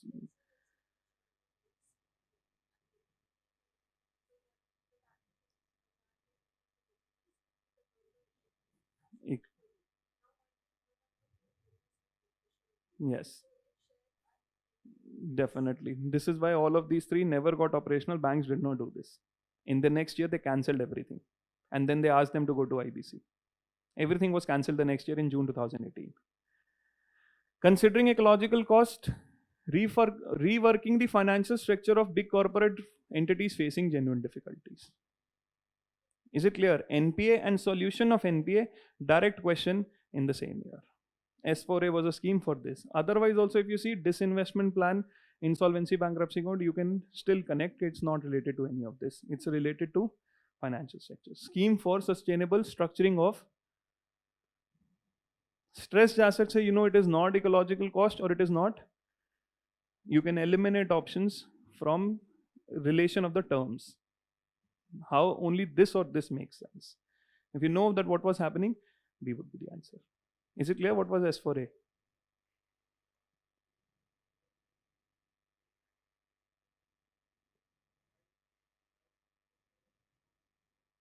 Because what will they do with the deposits? How will they pay the interest on the deposits? Payments in my business scope is highly limited. Every payment I'm charging a very small fees. From where will I earn the deposit? In fact, RBI gave them a regulation, 75% of your money will be with SLR securities, and 25% you have to deposit in other banks for liquidity purposes. Payment, remittances, yeah. Along with remittances, I'm also giving you a deposit function. You don't want to transfer at one point, you want to keep a deposit with me. Like I can only give payment function, but out of the three, I gave two functions. Deposit is not substantial because how do I earn the interest on the deposit? It's very difficult for me to do that. This is why only small term deposits. If I am a migrant who's working at some place, I'm not sending everything out of place. I'm saving, micro savings. So I'm promoting both savings and I'm promoting payments. Both the things. I'm not taking the risk. How will you? Which money? Yes. So deposited will be credited in your account. You have ATM services of payment banks. It's not that you don't have ATM. Debit cards, ATMs are allowed. You don't have loan services. Loan and credit card is not there. ATM and that is allowed. Control. If you have a debt, I don't have a control over you. But if I own 50% of you, I have significant control. Or debt to equity 51 में तो मैं decide करूँगा सब कुछ. How will the company function? Because I have lost trust in you. This is what IBC does. What does IBC do? What happens in IBC? So if there's a question, I explain. IBC in detail, आपसे नहीं हो रहा, हम आपकी company किसी और को बेचेंगे. We will sell it for a price. That price will be taken by the bank. So various newspapers covered this S4A. It's a very important scheme. What is the purpose of setting up a small finance bank? I just explained small finance. What's the purpose? Supply credit to small business unit. How? Priority sector is 75 and 25 lakhs se kam hai 50% loans. Supply credit to small and marginal farmers. Encourage young entrepreneurs to set up business in rural areas. Yes. Why will I give a loan only if you set up a unit in that particular area? Can I have a locational guideline on you कि loan तभी दूंगा जब आप rural area में जाओगे? Can the bank have? क्यों? What was the purpose of small finance bank? To cover those who are not served, unserved or underserved, right? But they can start up a unit anywhere they want.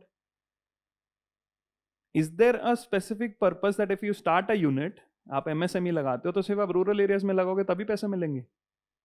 You see how statements are related, but third statement does not make sense. Why will I encourage young entrepreneurs to set up in particular rural areas? It's their business decision to decide wherever they want to set up the plant. If he is a small business unit, he'll take a loan from me, irrespective of where he sets up the unit. This has absolutely no linkage here, though it seems that they all three are connected. This is why always read the question carefully. Answer here is 1 and why will I have a locational guideline? मेरे ऊपर हो सकती है कि RBI ने बोला है यहाँ ब्रांच नहीं खोलनी, बट उनके ऊपर थोड़ी कुछ है कि वहाँ पे ऑफिस नहीं खोलना है. So why would I encourage them to open in rural areas if there's no business? If there's business in urban areas, go open there. 3 is not correct. Only 1 and 2. Is it clear? Read the question carefully. This was a very good question. Capital adequacy ratio is the amount that banks have to maintain in the form of their own funds to offset loss that banks incur if account holders fail to repay dues. One of the things which we discussed in banking system was that bank gets a deposit, and from the deposit the bank has to make a loan. That means there's a risk involved. What if the loan does not come back? How will the depositor get the money?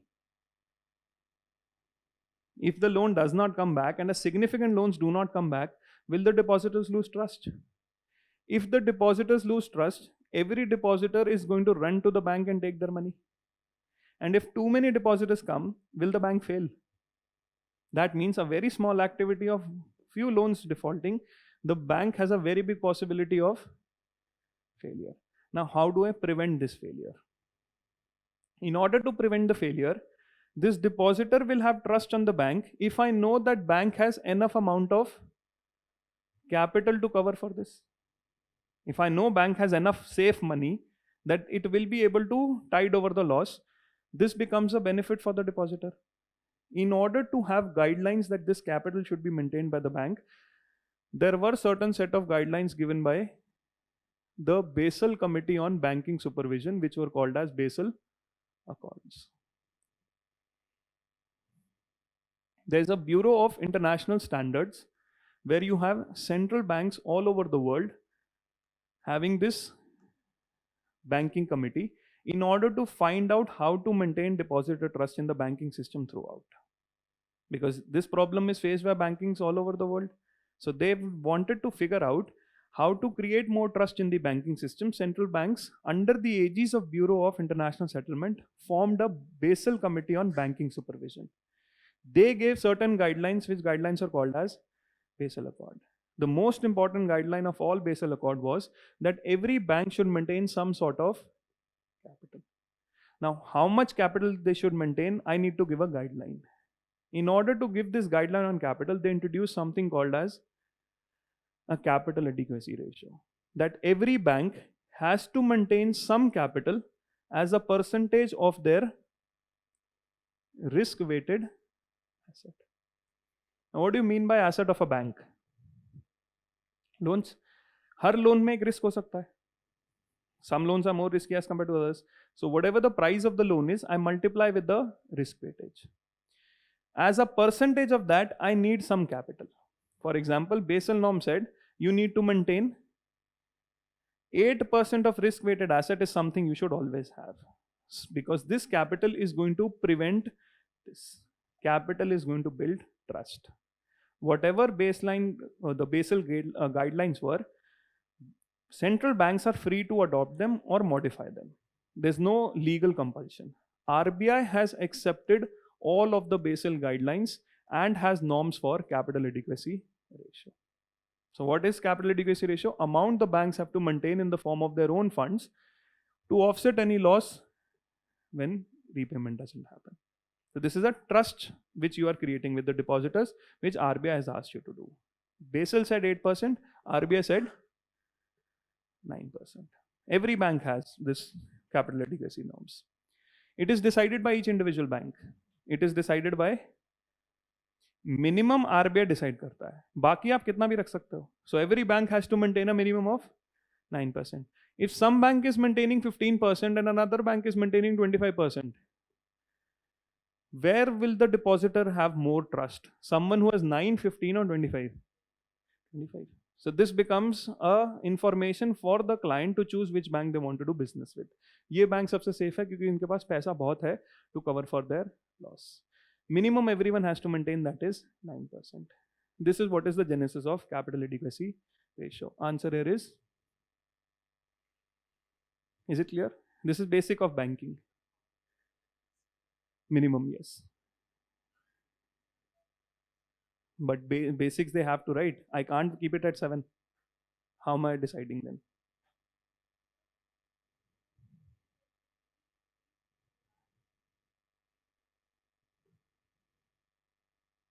Definitely can happen. If I keep more safe money, that means I'm not using it. Definitely. All of this reduces the bank's profit making capacity. Profit should not come at, there should be some sort of risk management because you are dealing with people's money. This is why regulations of RBI. This was related to the third step. I told you there were 4 steps to deal with NPA. What was the first step? The first step was recognition. The second step was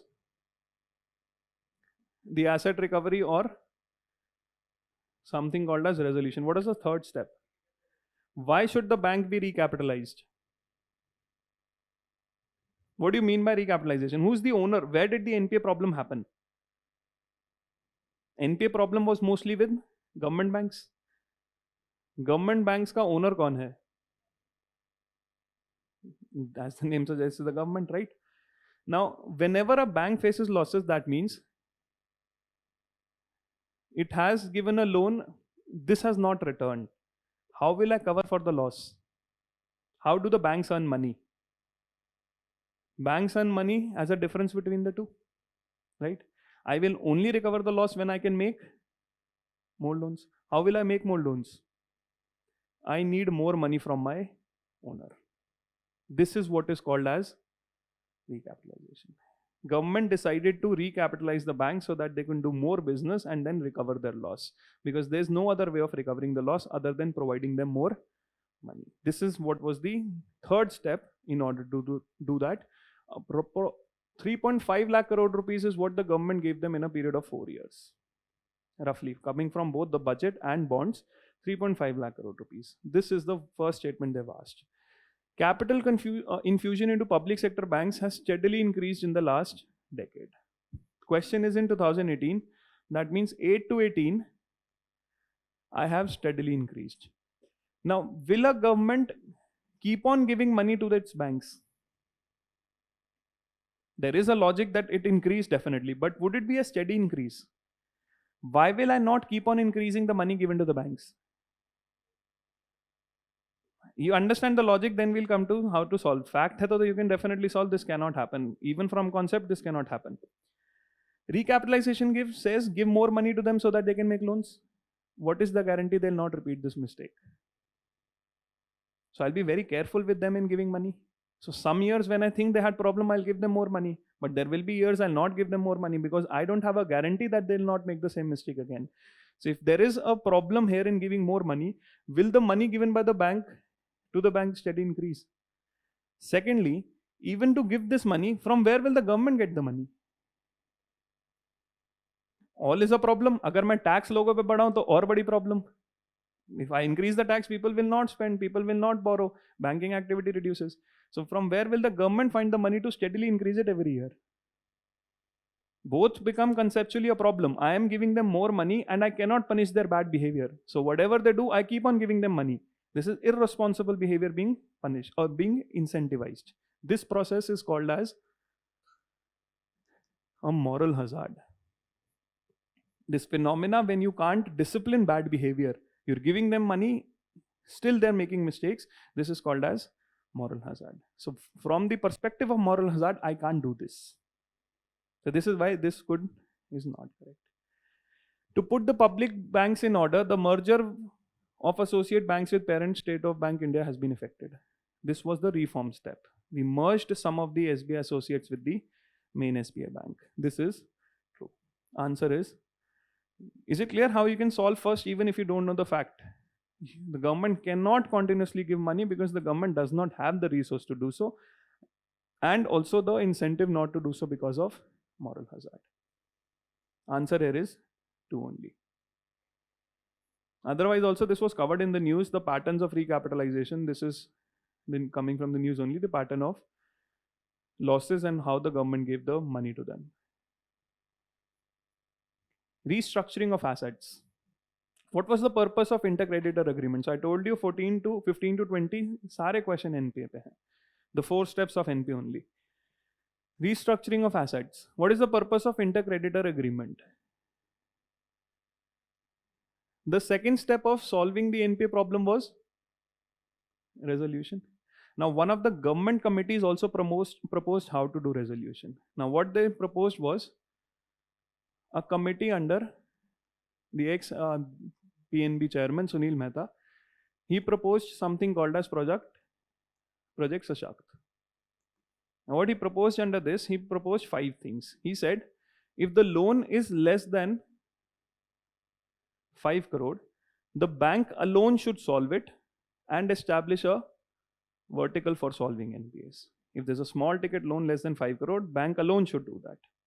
But if the bank loan is more than 5 crores and up to 50 crores, then you need a consortium of banks. Where? Because एक bank का exposure नहीं होगा जब 50 crore है. So there will be multiple banks and all of the banks should come under an agreement called intercreditor agreement and then try to solve the loan. If it is 50 crores to 2000 crores, it should be solved through IBC. Insolvency Bankruptcy Code में जाओगे आप. And finally you will have an alternate investment fund. This was for asset reconstruction companies and a trading platform. He proposed these 5 steps to solve it. This is where the intercreditor agreement came in the news because it was related to resolution of bad loans. Lessens the government burden on fiscal deficit to support infrastructure projects, to act as independent regulator in applications of 50. It was 50 crores or more, 50 to 500. Ye less than 50 tha. Faster resolutions of 50 crore or more which are under consortium. D is correct. Also, if you make from the statement itself, purpose of intercreditor agreement signed by Indian banks and financial institutions, right? Indian banks and financial institutions, why will they involve themselves in fiscal deficit? They have nothing to do with fiscal deficit. Second, they have nothing to do with infrastructure projects.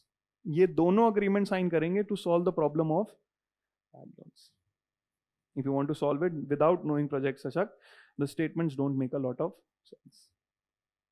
Is it clear? Again, a problem related to NPA.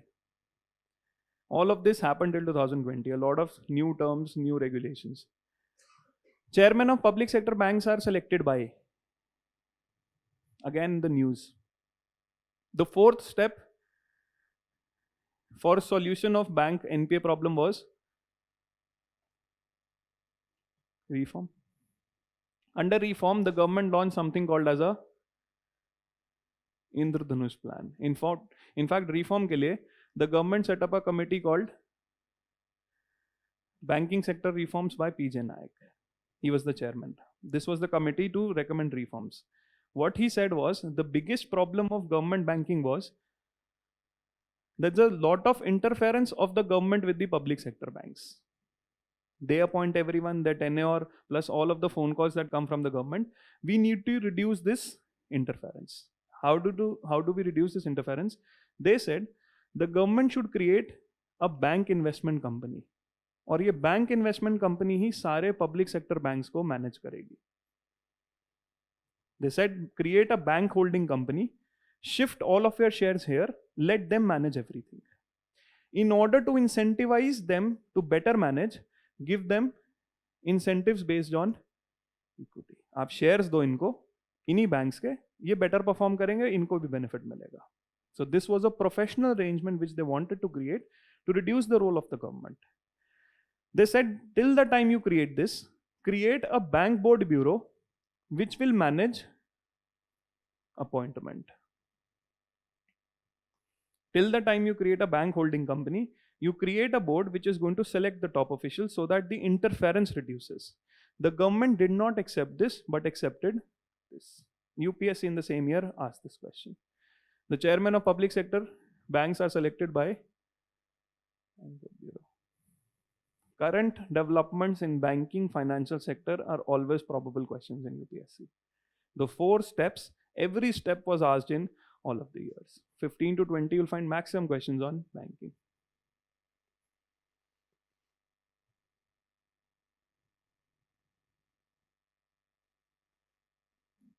Now this is a very interesting question. The service area approach is a scheme of 1980s. And it is related to a scheme which was introduced in 1969. Now, why UPSC has asked this? Because one of the things that UPSC has always covered in both in prelims and mains exam is the topic of financial inclusion.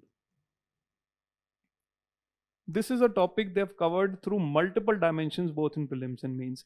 Okay, how does the RBI or the government manage to bring people under the banking fold? Because there's a lot of problem with informal money lenders. How do we reduce the problem? Now, how did the financial inclusion problem was solved in the initial days? The biggest problem the Indian banking system faced was that agriculture and MSME never got loans, and there were hardly any branches in the rural areas. Now, how did the RBI manage or the government manage this problem before nationalization? Nationalization also was done to affect these two problems.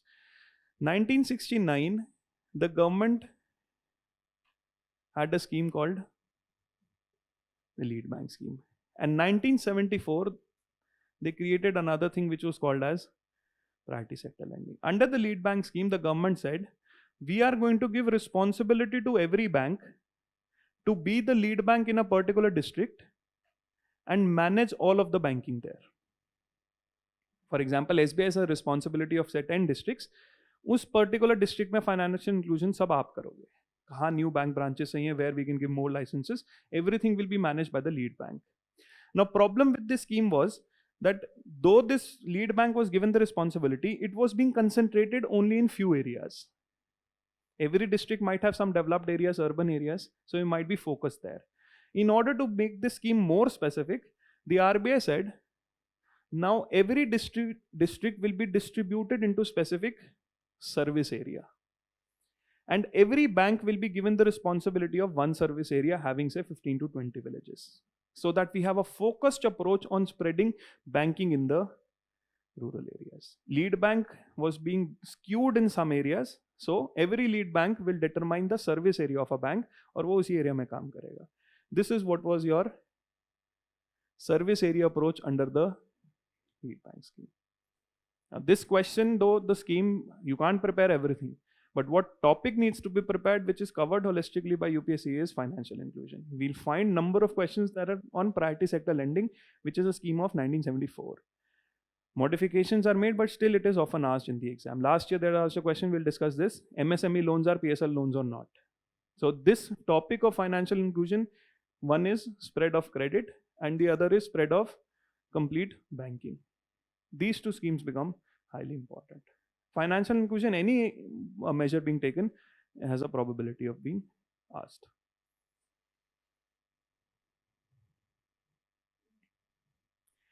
Which of the following is not included in the assets of a commercial bank? I told you macroeconomics is the base for preparation. वहाँ से start होगा सब. Bank, what is an asset of a bank? Not loans. What is the meaning of an asset? You go with the basic meanings, don't learn anything. What is the asset? Which gives a future, and liability is something which you owe, right? If you give a loan to someone, will you have a gain or you have to give the money back? Gain, so this is an asset. Deposit, it's not an asset. Go with the meaning, don't remember anything. Deposit is something which you owe, and this is not a asset. Third is investment.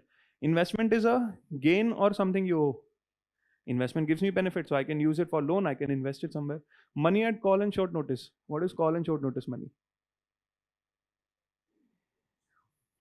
Money and call and short notice is interbank borrowing. So when you give a loan, that is your asset. Interbank borrowing for 1 day, borrowing for 1 to 14 days. This is a money market instrument where only banks participate. This is a telephonic market where you can give bank money to other banks only through a telephone exchange. This is money and call and short notice, which is a asset because you've given a loan to someone. Even this is a money loan given. Money at call notice is a loan given always. और वो भी ना जो deposit, this is very, you don't have to go. Money borrowed would be specified. This is a money given loan, and this is where it was shown. The NCRT. Macro NCRT, everything will be covered. A very good question. This came from news. Economic survey covered this, and the chief economic advisor this time talked about this term multiple times. Everywhere we had the problem of NPA. So what the chief economic advisor found out was NPA means a loan which is not coming back. That means I have a problem with the firm, which is creating a problem for the bank. He called this as the twin balance sheet problem. Now, what interesting thing he found out was that whatever firms are not able to return the money to the banks, they do not have any earning capacity. That means most of these firms are failed firms. A lot of times bad loans can be because of bad business conditions. It could be external environment is not favorable. But what he found was most of the companies were what he called as IC1 companies. That means their interest coverage was less than 1. Less than 1 means the total earnings which their company has and whatever interest they have to pay is less than 1. This is what he found out, and he made this term popular, IC1 companies. That India में सारी companies जिनका NPS हैं, most of them are IC1 companies where earnings are less than the interest. तो interest वो देंगे कहाँ से? This is where he said that this is a very big twin balance sheet problem because most of the companies which have this exposure are IC1 companies. UPSC framed a question on what is interest coverage. IC1 became very famous. If you understand IC1, you don't remember the formula interest earnings. IC1 means earnings are less than interest. It helps in understanding the present risk of a firm that a bank is going to give a loan to. If I know interest coverage, I know what their present coverage is. It also helps the emerging risk. Earnings से मुझे emerging risk भी तो पता चल रहा है आगे क्या होगा इनके साथ. So both the present and the emerging risk I can know. Present risk, why? Because presently I know their interest which they pay. Emerging risk because I know their earning. Earning to interest ratio here I see. From interest I come to know their present risk. From earnings I come to know their emerging risk. So for example, in a particular firm, I know interest they have to pay is only 10 rupees, but they earn 100. So I know interest payment is only 10, earning is 100. That means the present risk is less. And I know earning is 100, that means their emerging risk is also less. So both the things I came to know from interest coverage ratio. Higher the firm's level of interest coverage ratio, worse is its ability to service the debt. अगर ratio बड़ी है, is it worse or it is good? If the ratio is 8, is it good or bad? Earnings into interest is 8. Is it good or bad? IC1 हमने क्यों बोला उन्हें? क्योंकि जितनी ratio कम है उतना खराब है. That means earnings are less than interest. But if it is more, that means its ability to service the debt is better. That means this statement is, answer is.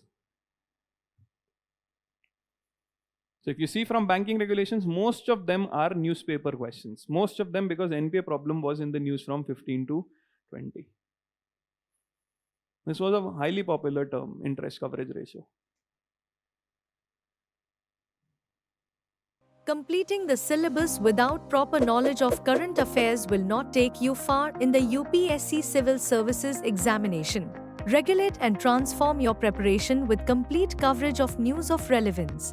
Get a concrete hold of current affairs for UPSC CSE with Vision IS Monthly Current Affairs Revision Program starting from 20th September at 5 p.m. The program is your guide to get comprehensive news on one platform sourced through relevant resources such as The Hindu, Indian Express, Economic Times, PIB, Yojana and others. Enroll for complete coverage of current affairs including Indian polity and constitution, economy, international relations, and more. Comprehensive assessment of preparation through MCQs and mains-oriented questions. Expert support through personalized mentoring and online doubt resolution.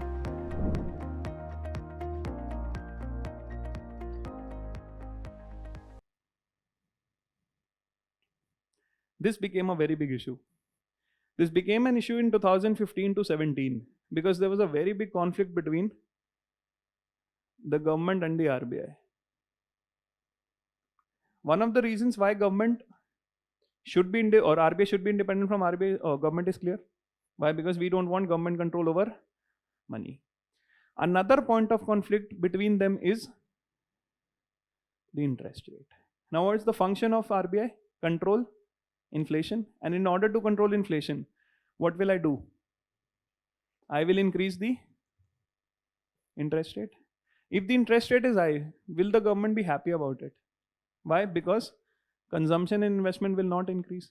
Secondly, RBI also has control over the banks. And if some banks are not performing well, we have a supervisory guidelines on them, which is called as prompt corrective action. ये discipline है on the banks if they falter. RBI placed a number of public sector banks under PCA. That means these public sector banks cannot give out, and high interest rate is also not good for them. So there became a conflict between RBI and the government, and this conflict came out in public because the finance minister Arun Jaitley did not want the higher interest rate or did not want this, whereas the governor complained agar ye nahi karenge to broader macroeconomic fundamentals will go bad, and this is where he had to resign and a new one came in. Now this whole process, how is the RBI governor appointed?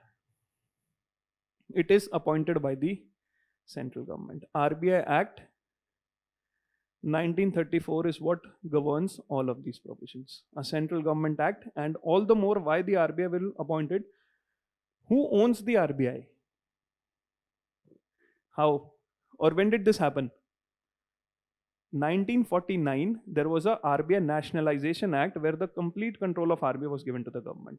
So 100% owner, the RBI Act passed by the parliament. The central government is the one which will appoint.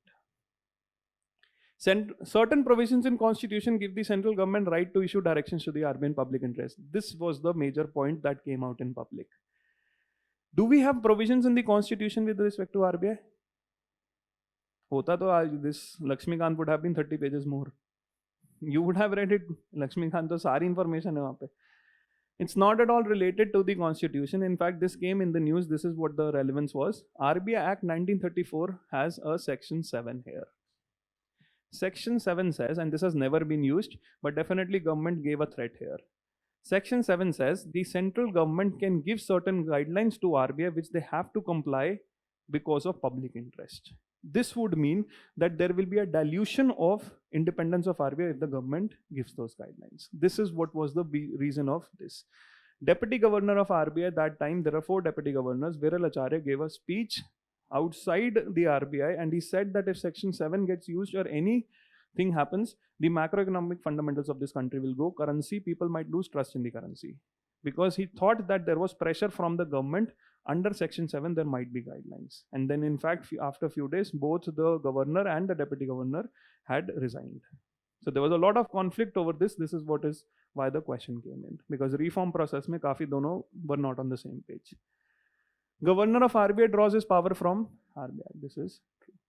Is this clear? Again, all of this has relevance in the news. This is not coming out of the blue that you need to prepare everything for RBI or prepare everything of banking.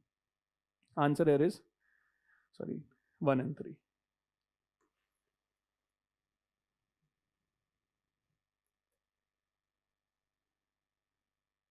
Urban cooperative banks. No, nothing. Section 7 के under they can print guidelines, otherwise they can't. With reference to urban cooperative banks, consider the following statement. What's the meaning of cooperative banks? All of the relevance of urban cooperative banks came in because we have a very big failure in the Punjab Maharashtra Cooperative Bank. A lot of depositors thought that they're going to lose money. This bank is going to fail. After which, the government amended the Banking Regulation Act 2020. This act was amended, which gave more powers to RBI over urban cooperative banks. This is why in 2021 this question came in. The features of this amendment act were important. They are supervised and regulated by local boards set up by the state government. Urban cooperative banks have dual regulation both by RBI and the state governments. And it's not a local board, it's the state registrar which registers these banks under the Society Registration Act. Since these are formed on cooperative basis, they are regulated both by RBI and state government. Banking functions RBI dekhta hai, management functions state government dekhta hai. Under this act, more control of banking functions was given to the RBI without diluting the state government's role. So both of them have control, which is a problem in their functioning. But management functions state government through state registrar and the banking functions through RBI. It's not a local board. They can issue equity shares and preference shares. This was one of the amendment under 2020, that they could issue both equity shares and preference shares. They were brought under the purview of banking regulation through an amendment in 1966. This is how they came in. 1966 onwards only RBI started regulating them. Another change happened in 20. Before that, they were not regulated by the RBI. Right now, they are regulated both by RBI and state government. If you read about urban cooperative banks and you say the Banking Regulation Act 2020 amendment has come in, the first thing was when exactly was the urban cooperative banks brought under banking regulation? It was covered everywhere. A very important news. In fact, they asked 2-3 more questions on urban cooperative banks. In India, the central banks function as the lender of last resort, usually refers to which of the following? This is basic. RBI acts as a banker to the bank. In any case, we are not letting you fail. We have to keep the depositors' money safe. Providing liquidity to banks having a temporary crisis. It is not for the government, it is not for industry. It is only for banks. Lender of the last resort function is only for the banks. Answer is 2 only. The most basic function of RBI. Another question with respect to Bank Board Bureau. The governor of RBI is the chairman of Bank Board Bureau. Why did we set up Bank Board Bureau? Appointment of senior officials. Why would the RBI involved in appointment? RBI may approve the appointment, but directly they will not be involved. There were 3 independent experts which the government brought in. It recommends the selection of heads of public sector banks. 1 is incorrect, 2 is correct. It helps the public sector banks in developing strategies and capital raising plans. What was the function of bank holding company? To help have professionalism and also recommend certain plans to them. Both of them are true. In fact, what is the latest development in this field is this Bank Board Bureau has now been termed as, there was a case against Bank Board Bureau because they are also involved in appointment of the insurance officials, public sector banks and public financial institutions both. It had a problem in the Delhi High Court and now it has been replaced by a Financial Services Institutions Bureau. This FSIB is the new body which is doing both these functions, and it is doing both for public sector banks and public financial institutions. This is the new body which has been set up for this. You can have questions on this now. No, it has been abolished, it has been transferred. Usi ka chairman ko yahi chairman bana diya hai. It's almost the same. There was a legal problem that how could they do this? So they made certain changes in the Bank Nationalization Act and created the new body. There was a legal loophole in the creation of Bank Board Bureau. Financial Services Investment Bureau. Again, this is covered, again, news, syndicated lending. Syndicated lending spreads the risk of borrower default across multiple lenders. So if you have to take a loan which is of huge figure, 500 crores or more, you can take it from multiple banks. This is what is called as syndicated lending. Spreads the risk. So if I'm taking loan from number of borrowers, the risk is spread. Syndicated loan can be a fixed amount but cannot be a credit line. What do you understand by credit line? you don't have an exact number what you want to borrow, but you have the maximum limit which you can. So आप time to time आप वो loan ले सकते हो. So if I have credit line of 2 crore rupees, so that means I can take loans of 50 lakh, then 50 lakh more, up to 2 crore I can take a loan. So if I'm taking a big loan, risk spread, but I can take it both as a fixed amount and as a credit line. This feature is incorrect. Answer is only one statement. Statement 1 is correct. Answer is C here. This is a slightly difficult question because you might get number of features of syndicated lending, but you would not get it between fixed amount and credit line. So you will have to innovate here कि whether this will happen or not. So you'll have to go with guesswork कि ये हो सकता है कि नहीं हो सकता. Otherwise, this is a difficult question, very difficult to prepare for.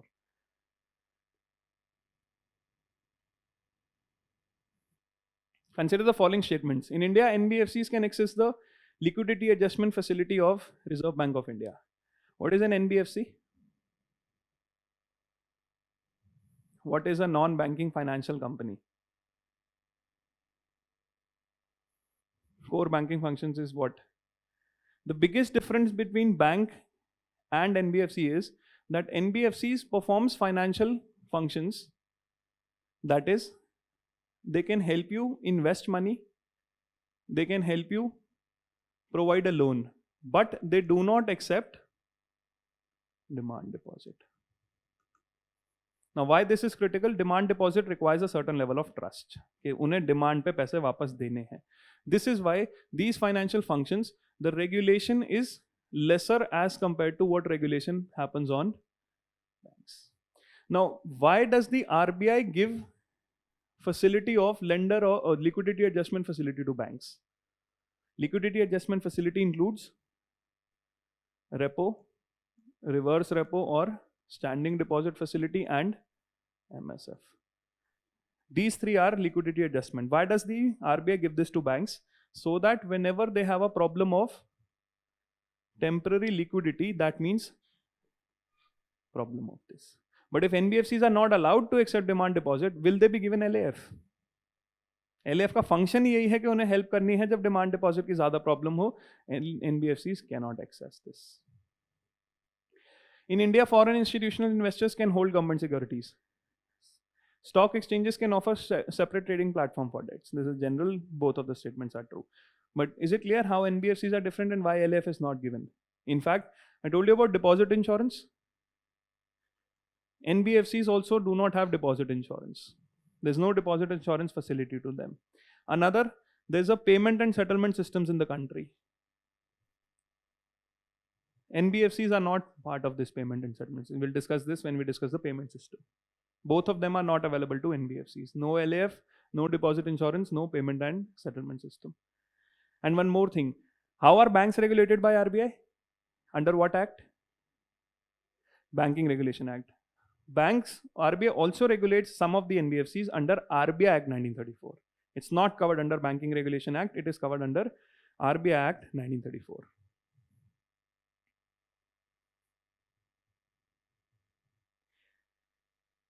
Basic on banking's foreign bank rules. There's no minimum capital requirement for wholly owned banking subsidiaries in India.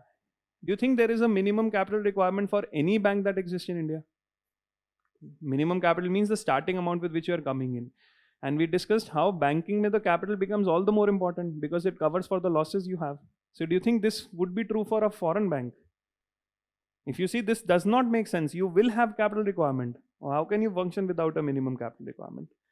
Secondly, for wholly owned banking subsidiaries in India, at least 50% of the board members should be Indian nationals. This was a tricky statement. This is true. RBI has a regulation on foreign banking which says 50% of the board members should be Indian nationals. This is a difficult question where you need to know certain more basics about banking. Banking financial markets have to be prepared well. This was, second is true, one does not make any sense. Payment ecosystem. Rest of the questions we'll discuss in the next class.